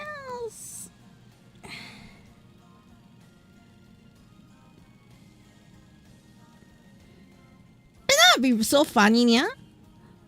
Not Ultra 7, yeah. You know, it'd be so funny if I tell you, not Zophie. Yes, yeah. I hate Zophie. Hey, the funny part is, I believe if I tell you which is my favorite Showa Ultra, you go like, why did I not think of that, Nia? Hey, Tony, I'd be like, why did I not think of that, Nia?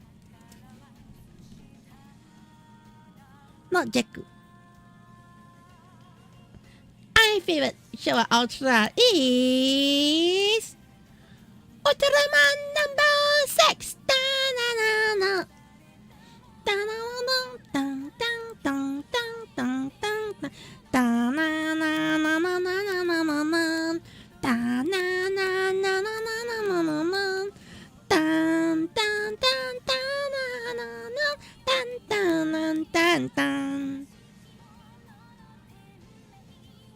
Yes, yeah.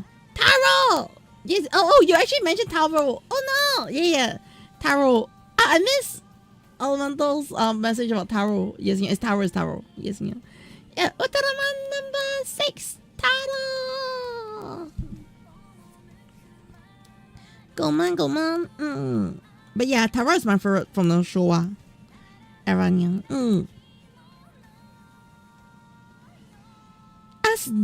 Does that not make sense about something else? Yes, yeah.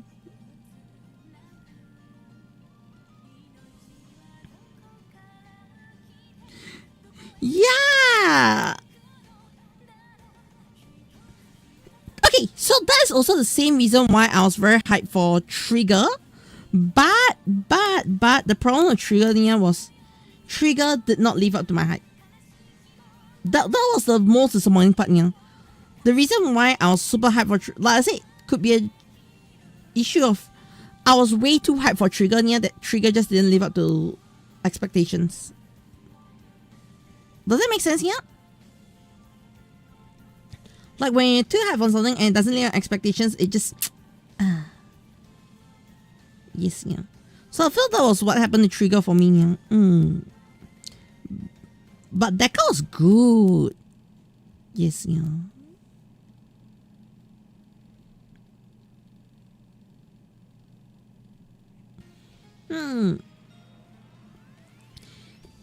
feel Trigger had so much potential. Like I love the start of Trigger, but after a while I just can't keep up with Trigger. Like I was super hyped for Trigger. Okay, but I felt Trigger dropped the ball too much because it was trying to be okay. He was trying to be Tiga, but he was also trying to be his own thing. You get what I mean? Like he's trying to be two things at the same time, and that is already busy enough.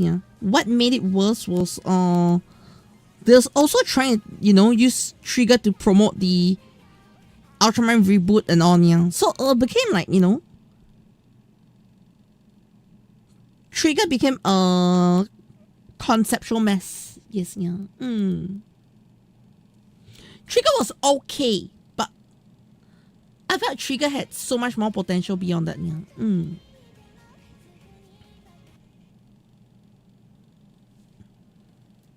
Yeah. Okay, ask me, Trigger had so much potential to be better.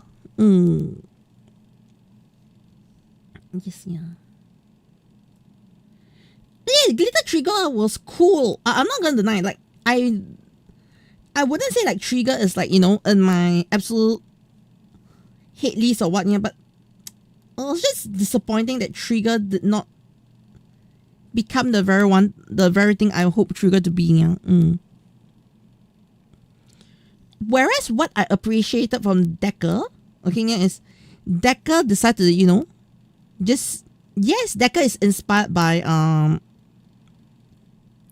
Dyna, new generation Dyna. But one thing that Deco has over Dyna, or rather has over Trigger, not exactly over Dyna, but the biggest thing Deco has over Trigger is Deco was his own thing. Yes, like Deco never tried to be Dyna. Does that make sense? Deco just felt like a genuine Ultra on his own. He had borrowed elements, don't get me wrong, but his borrowed elements were not like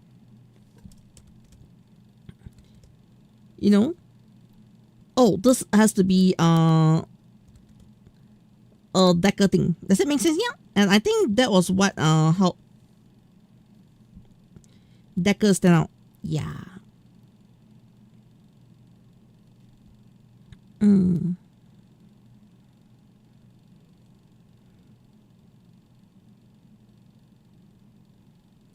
Also, I think my music got stopped. Yes, I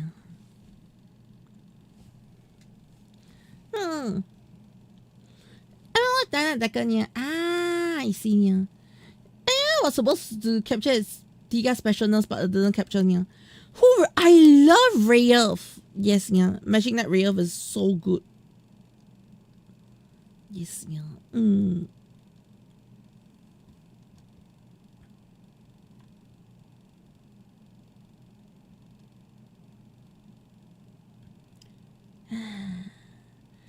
outside the collaboration for GB?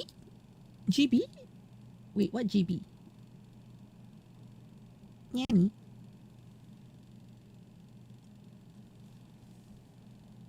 Oh, got a button line. My favorite moments is when it turned into Ultron to fight human size enemies. Yeah, I always love that concept. But one thing I absolutely love from Tiga as well is Tiga brings you on a journey. And okay, this is something that Ultraman does really well, and I feel like none of the other Tokus has done it. Okay, yeah? And I think Tiga is the best representation of it, yeah. When you watch Tiga, especially as a kid, okay, yeah, you don't remember that, especially as a kid, if you watch Tiga, yeah, Tiga feels a lot like,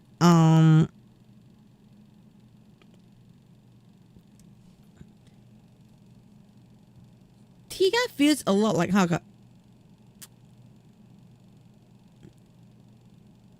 you're a part of Tiga.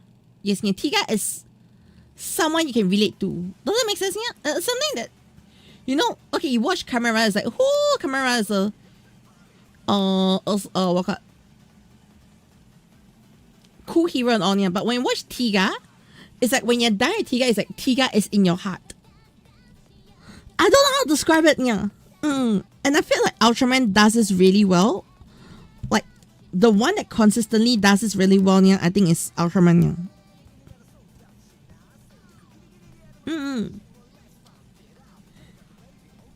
Tiga not just feels like a kind hero, yeah. Tiga feels like someone you can call upon. Like, it's almost like you can almost believe in Tiga existing in real life, yeah. Does that make sense? Yes, I think Tiga just does it so well. Like, there's just this aspect of Tiga I don't know how to describe, yeah, but it's like Tiga leaves. It feels like Tiga can exist. Does that make sense, yeah? And then in the Dyna movie, alright, the Dyna and Tiga movie, yeah, they literally play on the concept of Tiga exists. Does that make sense, yeah? It's like a concept that no other series has done. There are other series that, like, the other Ultra series that does this as well, yeah? I think Nexus does it pretty well. Nexus, Mebius. Yes, yeah.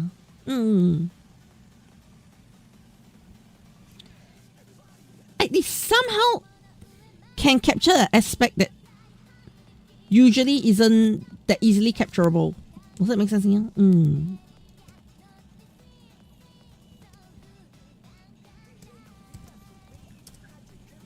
Yeah. It makes me feel like part of Tiga. This is really interesting connection with Tiga that just doesn't happen for a lot of other shows, yeah, which is why I think Tiga is just really brilliant, yeah. Yeah, they're doing a collab with Zoids. Yeah, I read, yeah.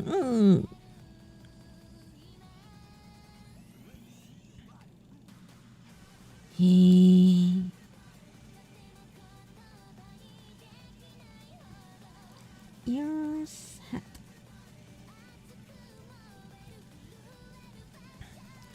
Every bottle. But lately, this year Zoids has been having a lot of collab. There's a Garo collab, yeah, even though I was very disappointed by it. Yes, yeah. And I think this year is the anniversary for Zoids anime or something like that, like some anniversary, yeah. So I think that's part of the reason why there's so much things happening for Zoids this year. Yes, yeah.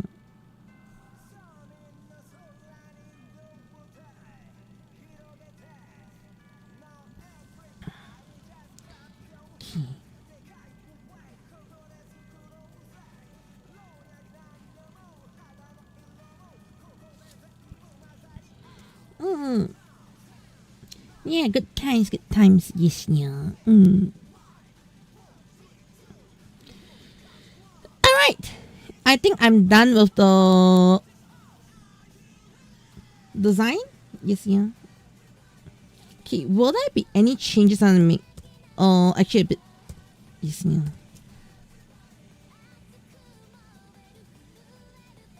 I think I need the grey to be a bit darker.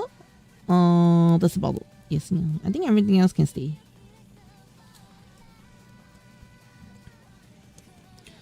But I need to be more silverish.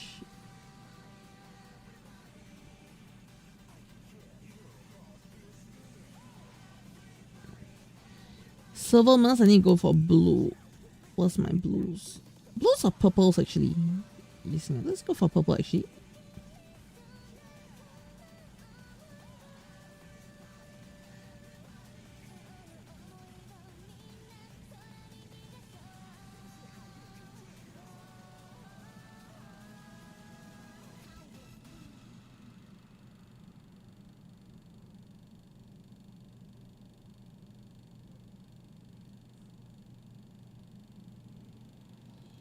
Yeah, okay, this one feels nicer now.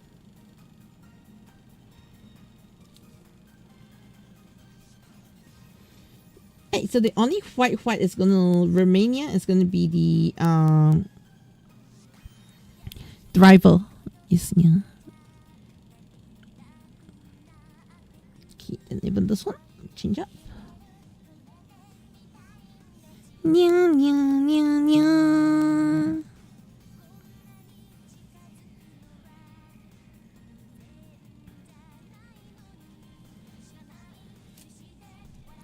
Okay, done. Hey, so this is my Nox outfit reference. You see,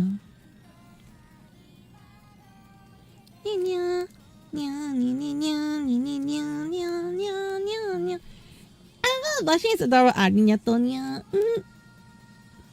Psycho. All you need is a Baku to bully. Yes, yeah. Tiga is what started Heisei Ultraman Generation. Yeah, it does, yeah.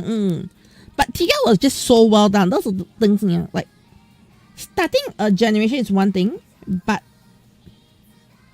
I feel Tiga also defined a whole generation, yeah. In my opinion.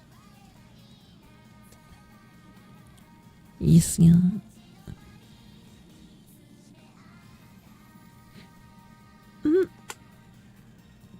Okay, I'm gonna ask you a question. Okay, I'm gonna ask you a question here. Tiga represents a generation of Heisei. Kuga represents a generation of Heisei, yeah. But what represents Super Sentai?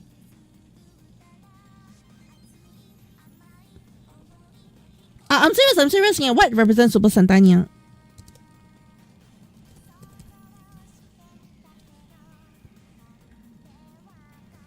Well, I actually do not have an answer. Yes, yeah. What represents Super Sentai?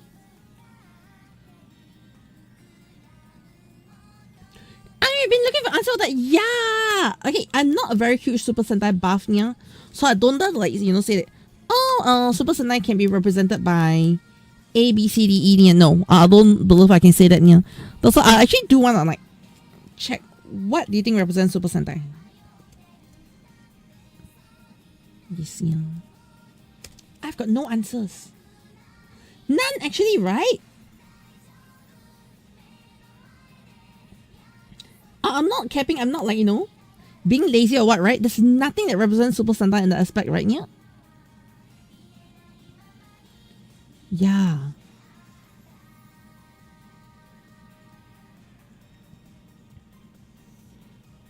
I don't mind if somebody comes in and say, "Oh, actually, this represents Super Sentai properly."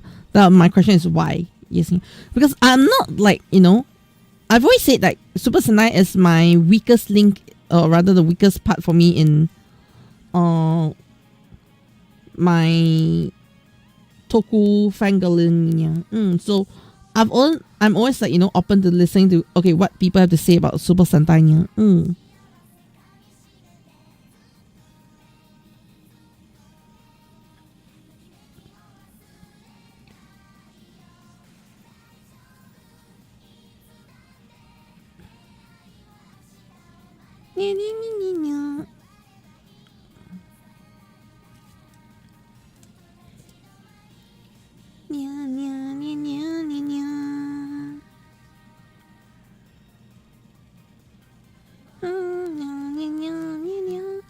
It does not really feel there's that's the thing. I felt, could that be a reason why Sentai is doing badly? Yes, yeah. Like Sentai was never really given that sharp identity. Like the only reason why hear me out. I do not know. You're not too sure because Go Ranger is Showa and don't know about Heisei Sentai. Yeah. Okay, hear me out. See whether my feelings are...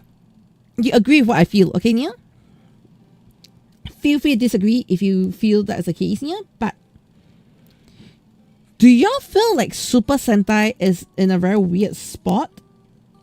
Where, number one, Super Sentai doesn't have a good identity. Yes, Nia. The identity of Super Sentai is a Super Sentai series. Okay, Nia? Whereas if you're looking at Kamen Rider, Ultraman, or whatsoever, Nia, a Kamen Rider series is represented by, like, a Kamen Rider series has stronger identity. Yes, Nia. Although sadly, I feel like Kamen Rider in general has lost its identity with the motorcycle bit, yeah. But as an overall, each series has like this identifiable aspect of it, yeah, that I think Super Sentai doesn't hold. Do you agree with me? Yeah? And Luderick, how's it meowing? Not bad, not bad. Today I am drawing my Nox outfit. Yes, yeah. Just doing some simple Nox art. Nox outfit, yeah. So after I will transfer the design onto my own artwork, yeah. But yeah, for now, yeah.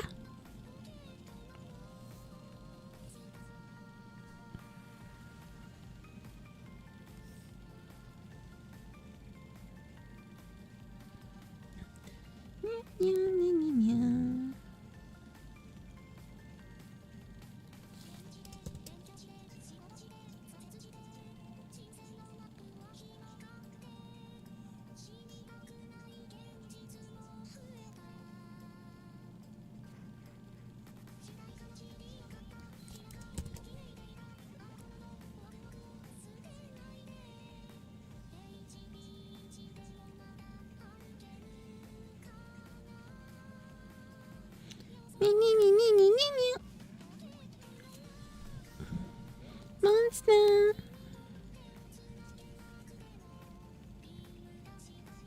I do agree, right? Yeah. So the only distinguishing part for Super Saiyan is them as a team. Yeah. That's the thing. Like, there isn't that, you know, that Super Sentai answer, which is the sad part. Yeah, like, I think Super Saiyan is good and all. Yeah, it's just lacking that Super Sentai answer, which I don't have.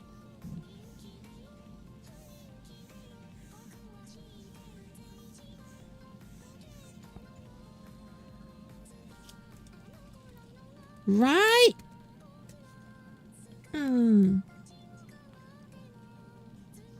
Yeah, that's the thing. Like, Super Sentai have no individual identity for the most part. Yeah. Not all, but in general, it just doesn't hold the same identity. Yeah. Yeah. I mean, nothing wrong in general. Yeah. It's just, I think that was the weakest part about Sentai. Yeah. Have I played PS2 games? YouTube, Nintendo, don't come and chase me down, or Sony, okay, yeah. I've been lately trying to get my I've been trying to get a PlayStation I've been trying to get this PlayStation emulator working for a while, yeah, but it's not working. Okay, rephrase. I'm trying to get it working on my tablet. Yes, yeah. I'm trying to get it working on my tablet, yeah.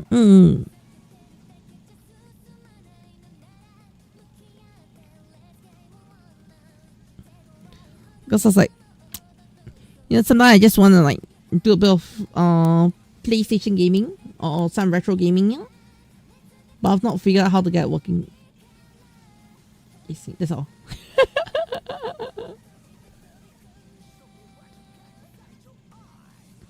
Jungle fire, kira kira.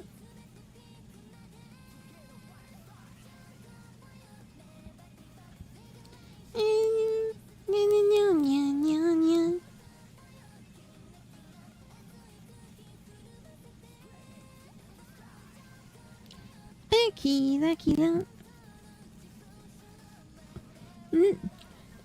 Among that's only Sendai plot devices and stroke me. I'm not sure if because Go Ranger is a Showa. Yeah, that's the thing. I feel like Sentai never had that clear definition of what it is. Yeah. And I feel like that might be the cause for Sentai's downfall right now.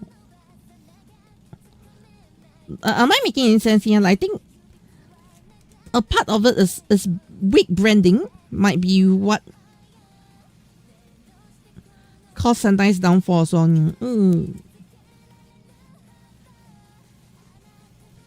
yeah. And Maria Ariatonia. Yep, just finished the Nox design. The Nox Knight design. Yeah. So I wanted like a Nox Knight inspired design for my own VTuber model. Yeah. So I just finished it. Yeah. And Gairan Goiron arrived. Nice. Yeah. Okay. I'm happy with this. Time to sign off.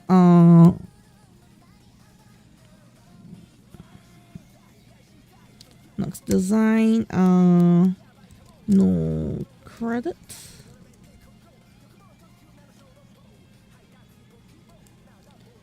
Yeah.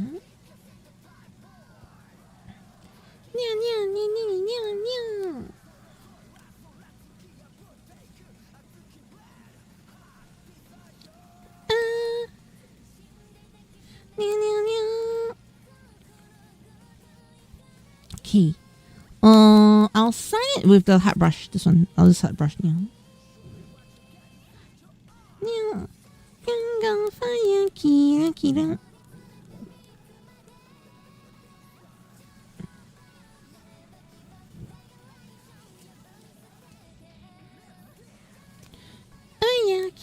Kira.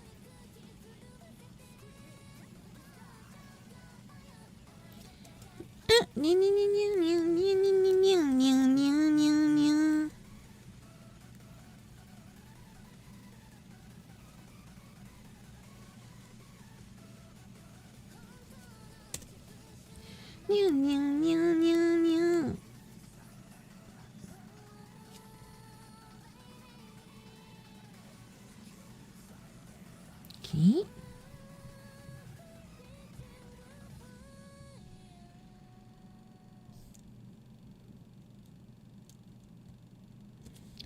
Right, then edit come the drawing color.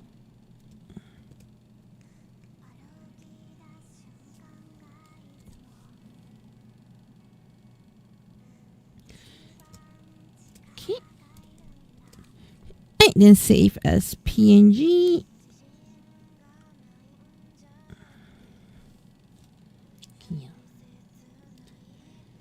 Then using my favorite brush that I designed. It's actually just my website brush. And I always felt I was a bother to put my website around here onto a lot of things until I found how to do this website brush thing. And I was like, holy shit, this is a life changer here. I can just stamp my website over. Because I used to have like a PNG image for me to gather my website details when I need to.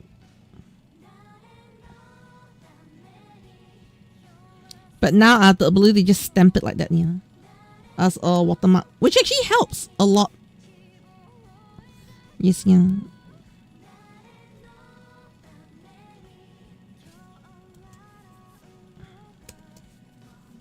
That's so amazing. Tika is what?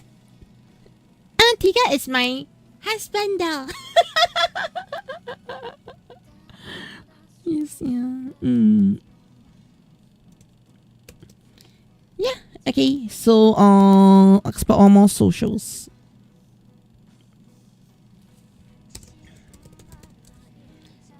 Alright. Done. And the people just send nightmares. Yes, I'll give you nightmares. Yeah. Have I played K-pop Demon Hunters? Yeah. So have I watched K-pop Demon Hunters? Yes, I've watched K-pop Demon Hunters. I absolutely love it. Yes, yeah.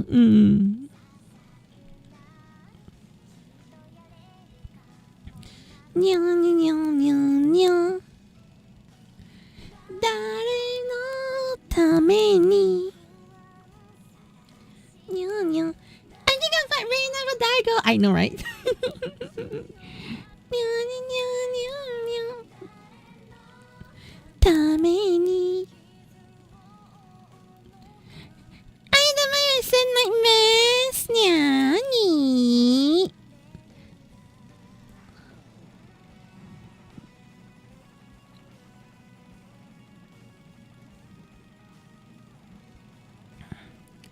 Yes, yeah. Get the foot down.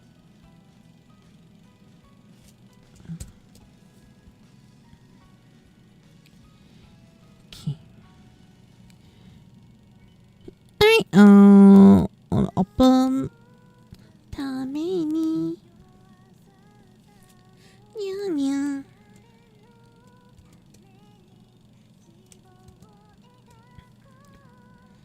I'm on ために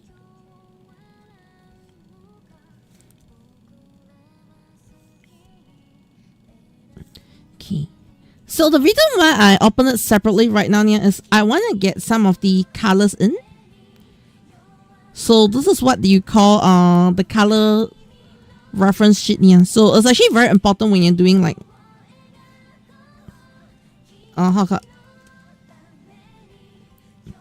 when you're doing like character designs, you actually have this color palette out here. So when I need to pick the color palettes here, it's actually easy for me to know what am I supposed to pick here. Because that's something that I sort of learned, like, you know, just having a color palette really makes a huge difference here on my speed and ability to get things done here. Yeah. So okay, the color palettes are all there. Make this one a bit larger. Yes, yeah.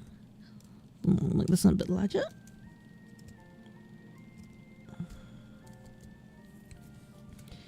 Okay.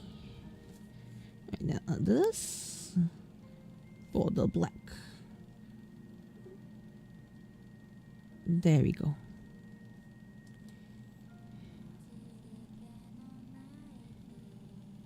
Okay. I still need to add the gray. Oh yeah, I forgot adding the gray. Yes, yeah. Alright, done. Okay, color wise is done. Just flat. Okay. Save as PNG Kochi Nox Night Ref Sheet. Okay, yeah. Block it out. Import from device.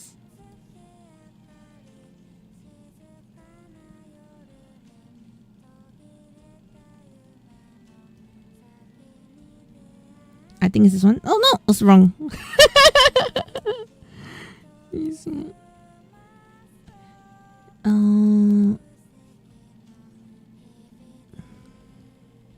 this one?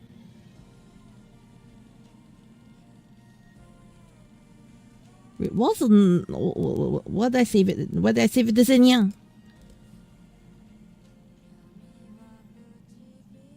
Clip Studio. Yeah, a save here. Correct.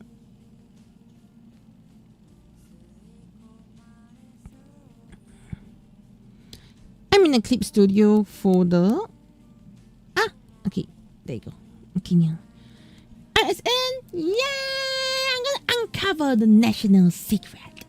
I know, right? Yeah. Okay, but yeah, today I'll be ending stream here. I'm gonna earn a bit early, yeah. It's because tomorrow I actually need to be out early anyways, yeah. So yeah, come early, and I'm gonna miss all of y'all. Yes, yeah. Hey, but also do remember to check out the giveaway. Don't miss out on the giveaway, yeah. There's a chance for you to get some Caturteer-Art for absolutely free. Okay, but do read the rules though. Actually, to be fair, the most important rule is don't make me design things. Okay, yeah. I'm not a designer by, like, I don't mind designing. Okay, yeah, but for this giveaway, I'm not doing a design. Yeah. I will do like a design for something else. And yes, guys, Xencelabs, you just got here. No. But yeah, I'm more or less almost done with today's stream already, because I'm working on things. Yes, yeah. Actually, you know what? Also call it Ivania. Bye. I feel sad leaving everyone alone. Yes, yeah. Tony, you can join us on Monday. Yes, we'll be watching on Monday. Yeah. I don't think. Okay, I will be home by stream time, but I think I'll be so dead. Like, my energy levels will be. But what do I ever plan a Discord in future? I actually have Discord. Yes, yeah. And remember, Temples, you can hop on the Discord, join us for watch parties and all, yeah. Yep, Discord is over there. So, this week we will be having next. I think it'll be next week. So, I actually do watch like the weekly Toku episodes, yeah.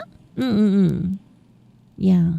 Okay, and also there's going to be one weekend in December that we need delayed by 2 days.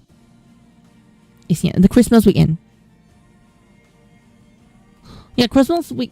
The weekend before Christmas, yeah, will be delayed by 2 days because I'll be busy overseas. Malaysia.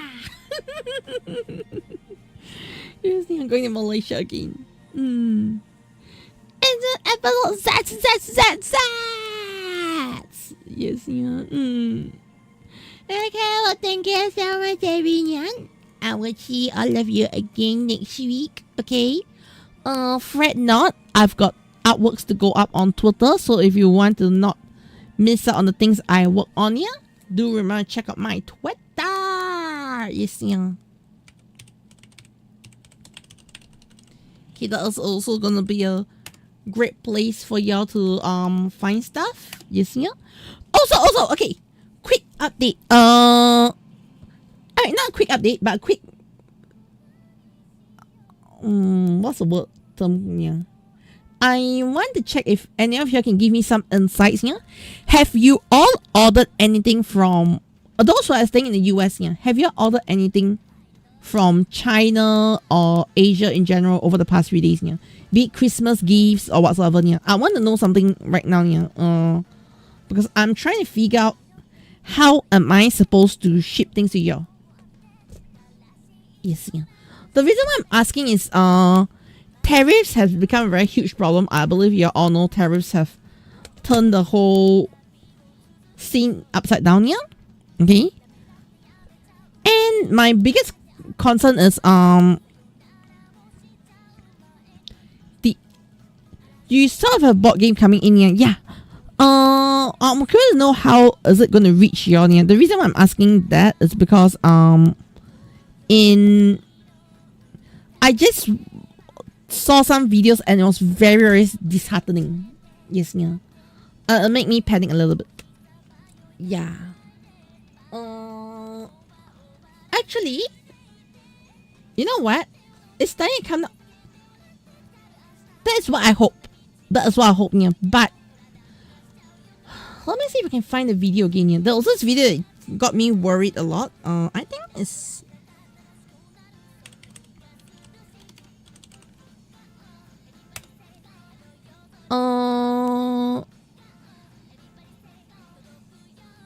Okay.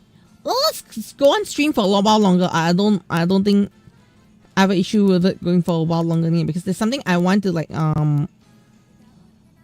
talk about. Yes, yeah.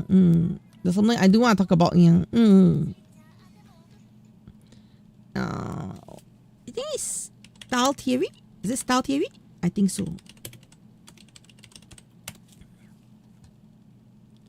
Yes, yeah. This okay.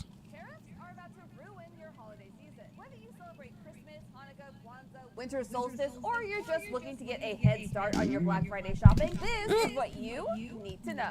Yes. yes, so welcome to just Style chatting. Theory, the show that's giving you the gift of knowledge. 'Tis the season, and Yes, whether yeah. you like it or not, you are likely going to buy at least one present online this year. So that means that Yeah. you need to listen up. Now, this isn't the first time that we've talked about tariffs. It kind of affects everything we do with fashion and style. But now it's coming for something even more important: your holly jolly holidays. So let's Yeah, sit down okay, around the so- fireplace and hear the holiday tale all about the new Grinch coming for what's under your Christmas tree. Looking at- Your holiday equivalent. It is a tale of escalating tariffs, the rising prices of your presents, and what, if anything, you and your favorite store can do about it. Alright, so here's the problem. My worry is tariffs this year are really bad. I'm not too worried about.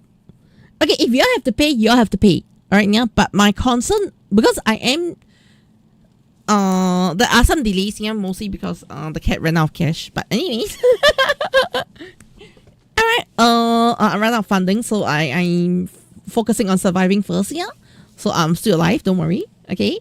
But I do intend to start selling merch overseas soon. Okay, yeah. So a couple of things that went wrong with my merch launch. Number one is I've got 2 suppliers that failed me, so I'm trying to find replacement suppliers here. In the midst of finding replacement suppliers here, I kind of blew my budget on the prototypes here. So until my prototypes are sorted out, I refuse to open my store here because I do not want to send y'all half-baked items. Secondly, I was planning to release a series of keychains, and I have completely cancelled the entire range of items because I am no longer confident in selling that series here. Plus, I don't feel comfortable selling a series. I'm not comfortable and not confident. Yes, yeah. And that's Ghost Ridges. I was actually planning to draw like, you know, a whole bunch of chibi Ghost Ridges and selling here, but then just wait for my Omega set. Anyways, alright. That's the one thing I'm working on here. Yeah, so the one that we saw, I'll try to launch everything ASAP here. But now I'm also very worried about the tariffs here because you just hear what they say. Yes, yeah. People nowadays have some sort of idea what a tariff actually is. It's kind of become unavoidable. But the how and why of these prices that you're seeing go up, as Huntrix would say, is a little bit more complicated. So let's start by giving this Grinch a backstory. At the start of the year, the U.S. government announced Okay, its plan so to I'm gonna skip this launch part because I don't think I have to listen about the story about tariffs, okay, yeah? to ship to Europe. The item is and where it's shipping from. When it comes Yep, to okay, the item this part- itself, there are 2 types of tariffs that it can face. One is where the tariff is based on the overall cost of that item, aka an ad valorem tariff. The other is when that type of item has a fixed rate or a specific tariff. Specific tariffs are usually saved for industrial items like steel or common types of items Yes, like, yeah. say, a wristwatch. Ad valorem tariffs, on the other hand, require each item to be evaluated for its value to impose a tariff. Let's say you paid $40 for that Labubu. Well, if there is a 2% tariff on the total cost of that item, then you are going to pay an additional 80 cents on that import, meaning Yes, that yeah. in total you pay $40.80 to get your one Labubu. Get it? Good. And then there's the place of origin. Because the government typically has to individually negotiate with each country it's importing from, the actual price of that tariff isn't always the same. And depending on the size of the item, the material it's made out of, and what type of product it actually is, among other things, that tariff tax can differ even more. But it didn't all happen at the same time. A large part of what makes it difficult to see understand it? the direct impact of changes to tariff laws on your holiday shopping and of course your bank account is that it's actually an accumulation of many tiny decisions that have merged together to form this one Grinch. Now, Yeah, so right now, because there's so many things happening, like every day I hear tariffs, then it changes for one country, they change that for that country, yeah. And then, you know, China, okay, yeah, I understand, right? China, US have some complicated relationships, yeah, so, turns out to be like, if I get some of my supplies from China, yeah, I ship it to y'all, it's gonna be treated differently. Does that make sense? Yeah. So that's my other worry. Getting into the thick of how tariffs are going to affect your holiday shopping, but I still wanted to share one little trick that I know: gift cards. Whatever store you Okay, so choose, gift. I'm not gonna listen to the. So you can get gift cards from me. Okay. Yeah.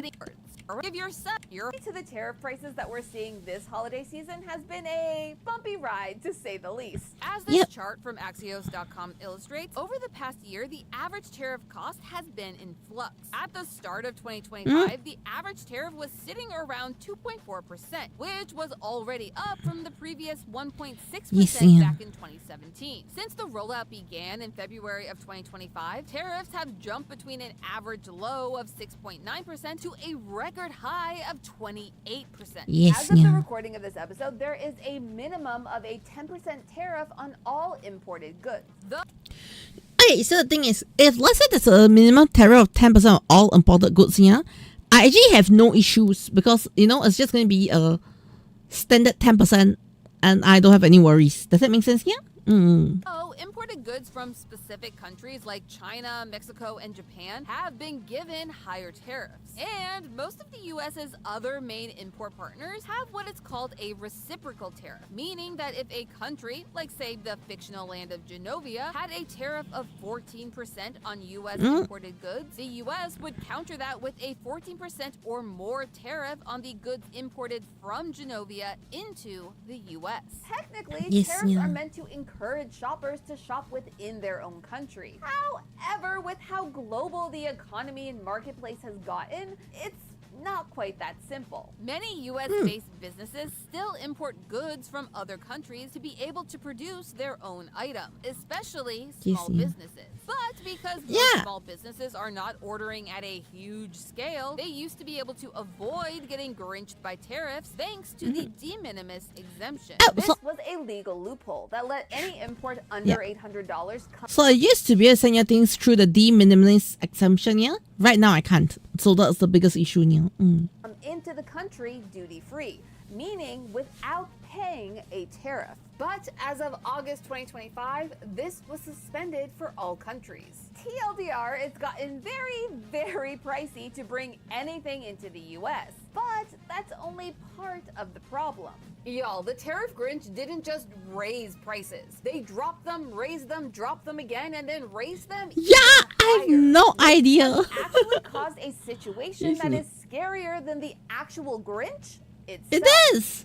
That's what I don't understand. Yeah. We're planning our holiday budgets and checking them twice. We are trying to take our dollar and stretch it as far as it can go. Pew! Look at it go. But that's a little hard to do when no one, not the consumer or the company, knows what an item is going to cost from day to day. But while we which is actually a very huge problem. Problems that we're facing, we can break this big unknown. Yeah, so because of that, I really do not know how to price my things for y'all. Does that make sense here? Like when I sell things here, I'm like, how the heck am I supposed to sell like price things here? The thing is, yes, I might end up doing something like, you know, I'll ship globally except the US, which is not gonna be fun for y'all right now. Like imagine I have all my merch out, and then it's like ships globally except US. Yeah, y'all feel like super left out and super upset right now. Don't you agree? Don't you agree? That's why I'm trying to figure out this whole tariff thing myself now.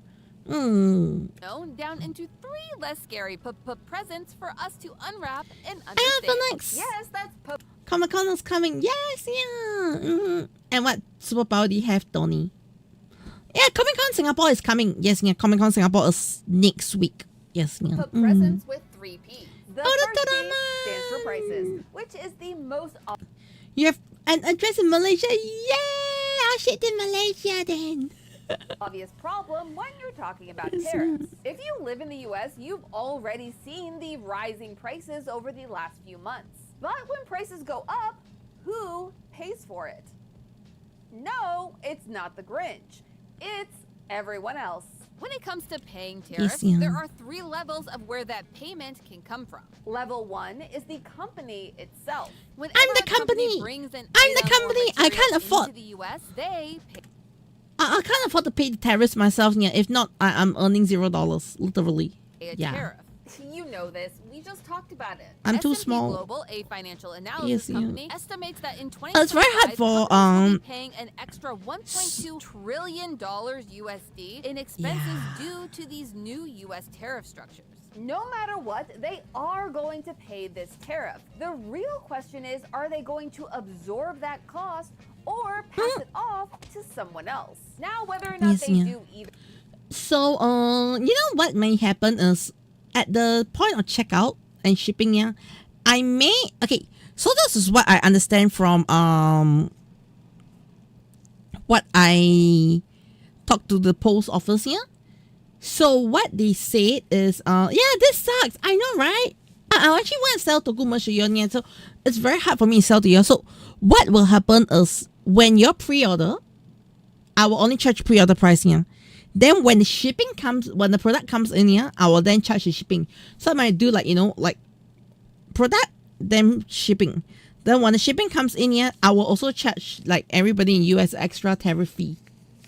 Yes, yeah. So you might, you know, like if you buy something $25 here, shipping might be easily, like from Singapore to the US here, shipping is easily $20 here. Then you might have to pay an additional like $2 to $4 for the stupid tariffs, that sort of thing here. I might have to do something like that because I may have to pay the tariff myself. I'm not too sure what the situation will be here because I do not want to under-declare the amount. I'll explain it here. Your option depends on the company. Large to mid-sized companies have more of an ability to absorb more of that tariff cost without I can't it absorb. substantially affecting their business. Where You see, I'm too many small. businesses Yeah! do not. Let's use Theoryware as an example here. When it was relaunched last year, it was as a small boutique merch company. This means that we're not operating in a huge bulk system, like say a Levi's or an H&M, but instead with small-scale orders. And so when that de minimis exemption was repealed, it hit hard. Theoryware pays a tariff Yeah. when our items enter the U.S. And It's it very pays a hard, yeah. tariff again if those items ship out to an international buyer. And during our first launch, we saw immediately how those tariffs impacted our theorist community. And so we had to make a choice. And it was one that we were very lucky to be able to make. Moving forward, instead of letting tariffs raise the prices for our community, Theoryware is absorbing all of that tariff cost. The problem is I'm not able to absorb the tariff cost on my end here because I'm way too small. Yes, yeah. Say the tariff on our theorist As the tariffs, at least, you know, the whole tariffs company, they have like a decent size already, yeah. Okay, they are still like a decent sized company, yeah. They're not like a indie solo artist or something, yeah. So a solo person, we basically are gonna suffer very terribly. First hoodie was $12. Instead of adding that onto the price of our hoodie, Theorist is going to be paying it and absorbing that cost for you. Yeah, because the thing with that also is $12 worth of tariffs is insane, right? See what I mean? Yeah, that means if let's say I absorb the $12 now, I can straight say that my cost price and my profit margin will be almost zero. Yes, yeah, because I'm not marking up my prices so much that, you know, it's gonna... To be clear, I don't earn, like, you know, double the amount every time I sell a certain item. Yeah. I don't intend to set the sell prices. Yeah. So those kind of things may affect me quite badly. Yeah. we are extremely lucky to be able to do this. And there are a lot of businesses out there that just can't afford to. And even more who just don't want to. Some are passing it down to level 2, the vendors. For store owners who buy items from other businesses to then sell in their stores, they try to offset those tariffs by making the people they're buying those items from pay the full tariff, or splitting that tariff cost between the two of them. I know, that can sound really shady, but it's actually a great way for small businesses to try and stay afloat without having to raise their prices, and pass that tariff cost on to level 3. But it's still a lot the of customer. pain. Yeah. An article from CNBC estimates that between 50 to 70% of tariff Yeah, and then it'd be a lot more personal about it. Yeah. holiday shoppers just like you. And a study by LendingTree found that the average American will be paying an extra $132 this holiday season. Remember, that's on top of your already planned holiday budget. So if you were planning to just spend $300 this year, suddenly to get those same items, you are having to spend $432. That's terrible, right, Nya? Yeah, see how much you all have to pay because of some kukunyan. Okay. Not cute. But all of that depends on what items you're looking to buy. Which brings us to the second P of our presents, products. Not all tariff prices are created equal, and some types of items are insane. The Grinch more than others. Electronics are going to be pricey. Most electronics include. Yeah, so if you all notice, if you all buy things like PlayStation or even Nintendo Switch, you realize the Nintendo Switch price went up for y'all right now, even though it's an old console. I'm not even talking about Switch 2, I'm talking about Switch 1. The prices have all gone up because of the tariffs. So if you're like wondering, why is Xbox increasing the price? So I'm sorry, okay, it's not Xbox's fault. Okay, you all know whose fault is it. He who shall not be named. Okay. Metal, which has been hit hard since the start of these tariff updates. And if you're looking to upgrade your gaming console, well, be prepared to pay up. Xbox, PlayStation, and Nintendo all made statements about the current state of their pricing. And there's the fact that depending on what changes are made to the current tariff structure in the next month, week, or even day, prices could still go up even more. That same LendingTree report estimates that electronics could add upwards of $186 to your holiday budget this year. Clothing and accessories are also getting up there and are expected to cost you an extra $82. This is due to the large dependency on China for textiles and general manufacturing in this area. China has specifically been targeted multiple times over the course of 2025 for higher tariff prices. Yes, even if your items are made in America, there could still be hidden tariff fees depending on where they source their material, among other factors. Alright, so for example, I can draw my stuff and all, but a lot of my printing, I'm gonna say that I do get a lot of my printing from China, and then the other day I was actually thinking, okay, what if I don't get my printing stuff from China? I print it from a local Singapore supplier, and then they said, actually, they will be hit by it because our papers come from China. Actually have a whole short about that if you want to learn. Companies like G3 Apparel Group, which owns brands like Converse, Champion, and Levi's, are already anticipating upwards of $155 million in tariff costs. Toys also depend on China for a large portion. Hello, Name TV. How's it meowing? How does videos? I have no idea how video suggestions work right now. But well, now I'm actually talking about, because I do want to launch a store to sell my Toku merch to the globally. So one thing that's causing me trouble is the tariff. So I'm like, just sharing with you all my concerns based on. This was a very good summary, to be honest. Yeah, but how's it meowing? Name TV. Yes, or is it Name?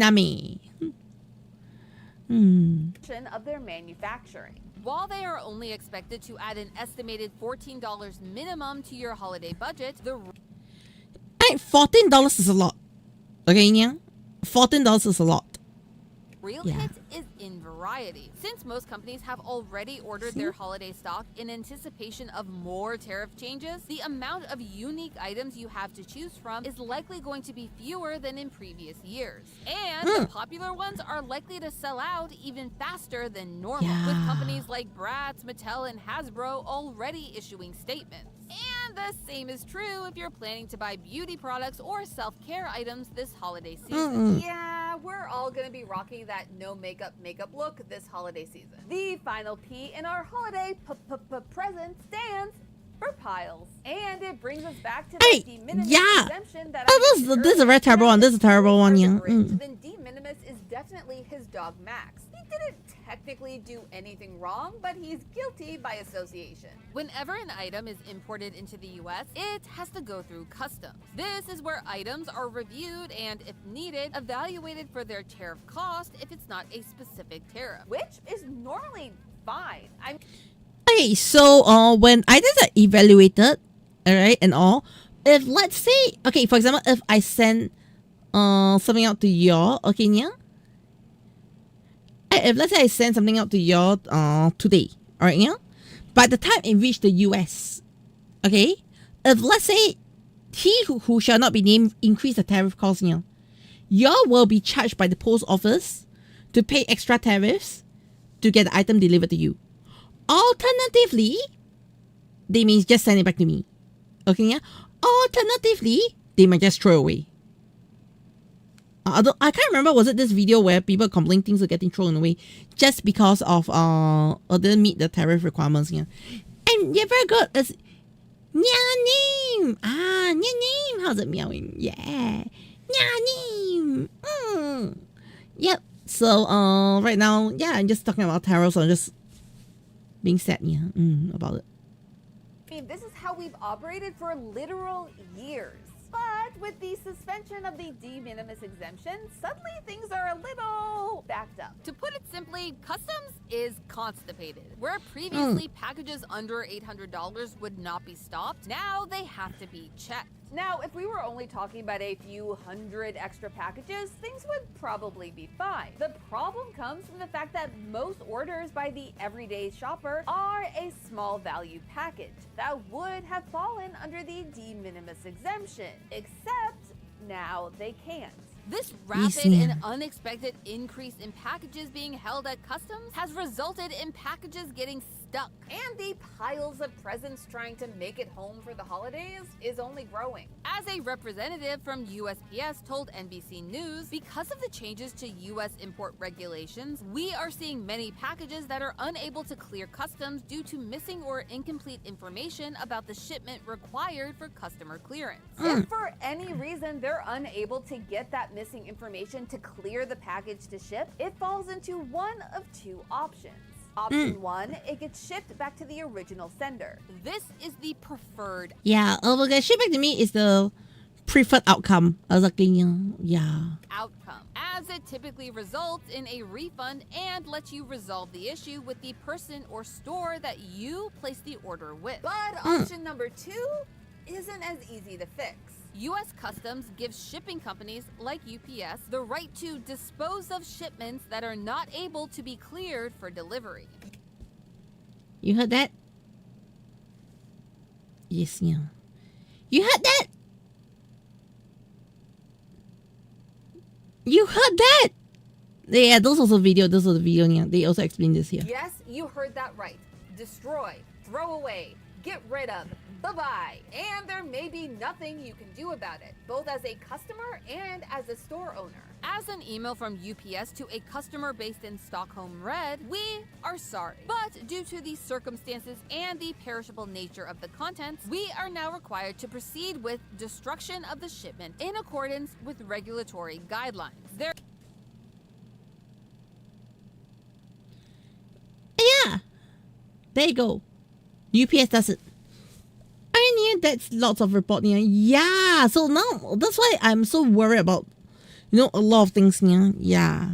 There is no need to contact our call center for further information or to attempt to clear this shipment. This can be done without any approval of the person who shipped it or the person who ordered it. And going into the holidays, this pileup is expected to get even worse. But is there anything that we, the holiday shopping who's down in Whoville, can actually do to save the holidays? Yeah. So, that's terrible right now. That's really terrible right now. Even with the Grinch and his sleigh full of tariffs on the horizon, most of us still want to celebrate the holidays and give our loved ones a little gift to show we care. So, what can we do? First, if you haven't already, start planning your holiday shopping right now. Like, literally right now. Go pull out a paper, I'll wait. Okay, I can't actually wait, but start now. Not only will this help you keep your holiday spending within your budget, it will help you know where and when to buy. If you are shopping in store this holiday season, get in early. Limited stock. And name of this video, I'll give you the video in a bit, yeah. I'll give you a link in a bit. Hot ticket item, you may not get another chance. If you know that a specific item is at the top of your loved one's wish list, call the store ahead of time to see if it will be in stock on the day that you plan to go. If it's on order to arrive at the store soon, or if you will need to place an order yourself to get your hands on it. And if you are shopping online, order early. Shipping delays mean that if you need something at your door by your holiday event, you need to start right now. And with Black Friday just around the corner, it will make those piles of items trying to get into the US that much bigger. Apps like Shop can help you keep track of your packages, and most shipping companies also have their own version of tracking. In theory, a shipping theory, this should alert you ASAP if there's something wrong with your order, and hopefully keep your order from being destroyed. Second is to consider what stores you're actually shopping from this season, and ask yourself these questions. Are they being transparent about what tariffs you are going to have to pay? Is this company absorbing some or all of those tariff costs? Alright, I'm gonna say straight out, alright? I can't absorb the tariffs. Yeah, I can't afford to absorb tariffs, you know. And nice action! Yay! So that you don't have to pay more. Where is this item shipping from? Is it already in the US, or will it have to pass through US customs? And number 3, have a backup plan. I'm gonna be real with you. The Grinch and his sleigh full of tariffs have really made this holiday season unpredictable. Even with the best planning, something can still go wrong. Be prepared to have to find a last-minute replacement for your first choice present, or to print out an IOU for an item that's still in transit. And when in doubt, a gift card can save your butt. And no, I'm not just saying that because we're being sponsored by Raise.com and you can get cash back on every gift card that you buy through them. That is just a happy accident. The magic of the holidays. Listen, this is uncharted territory for all of us. And even experts are saying that we don't really know the full impact of these tariff prices yet. And that's the we worst part. probably won't until sometime in 2026. However, it's important to remember that while gifts are great, the best gift that you can give this holiday season is the gift of your time to the people who love you. But hey, that's just a theory, a style theory. Keep shopping smart. Up next on Style Theory. Okay, so I hope that it gives you a bit of insight, alright, into the destruction we are facing. Yes, yeah. Yeah. So initially, okay, I'm just gonna share with you. So initially, I was actually planning to launch more merch stuff first, yeah. But now I have changed to focusing on my commissions first, yeah. So yeah, that's just a couple of little things that I try to change up in my own content, yeah, but I cannot confirm anything. I'm so sorry, everyone. Yeah. Anyways. Okay, and that'll be the end of today's stream. Okay, yeah, I hope y'all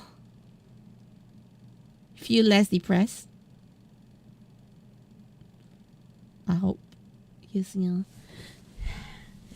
Okay. So, Tony, the thing is, since May, they tell us to wait till August. Since August, they tell us to wait till October. Since October, it's now Christmas. How long do we have to wait? You see what I mean, yeah? But the time, alright, everything is done. Zetsu is over. How am I supposed to sell my Zetsu merch? Am I making sense? Yeah? How am I supposed to sell my Zetsu merch if but the time, you know, the tariffs are over, Zetsu is over? Y'all see my problem? You see my problem? Yes, yeah.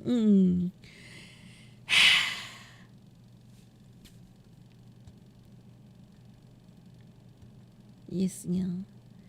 Okay. And Jose Deborah Nyani. Okay, but yeah, so that will pretty much be the end of today's stream. I'll be ending stream here today, yeah. And yes, I'm so sorry I'm ending already. Jose, yes, yeah, because I need to prep for tomorrow. Yeah. But yeah. Oh, America is stuck in this for a while. Yeah, yeah. Let's hope things improve. Okay, yeah. So, anyways, thank you so much. And you new my live video. Thank you so much, yeah, Kashinoki. But I'm ending stream like now. Yes, yeah. I'm so sorry. By the time you came in, I'm about to end stream, yeah. But do remember subscribe and hit the notification bell so you won't miss the next one, yeah. So usually on this channel I do more art streams and stuff, yeah. Okay. On my Caturteer-Channel, if you're on Caturteer-Channel, I do more art streams there, yeah. If you're on my Toku Channel, yeah, we watch Kamen Rider Super Saiyan, all those stuff, yeah. And we talk about Toku stuff more often, yeah. Today is just an interesting day where I'm just drawing Toku. So I decided to stream both sides. Yes, and Twitch is Twitch. Okay, so thank you so much everyone for joining me. I will see all of you next stream. Okay, which is going to be on Monday for Toku Watch Along. Okay, yeah. So bye-bye.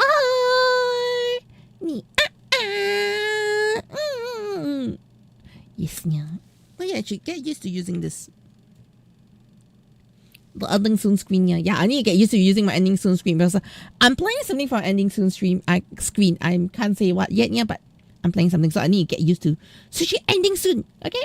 Well, thank you so much, everyone. Yeah.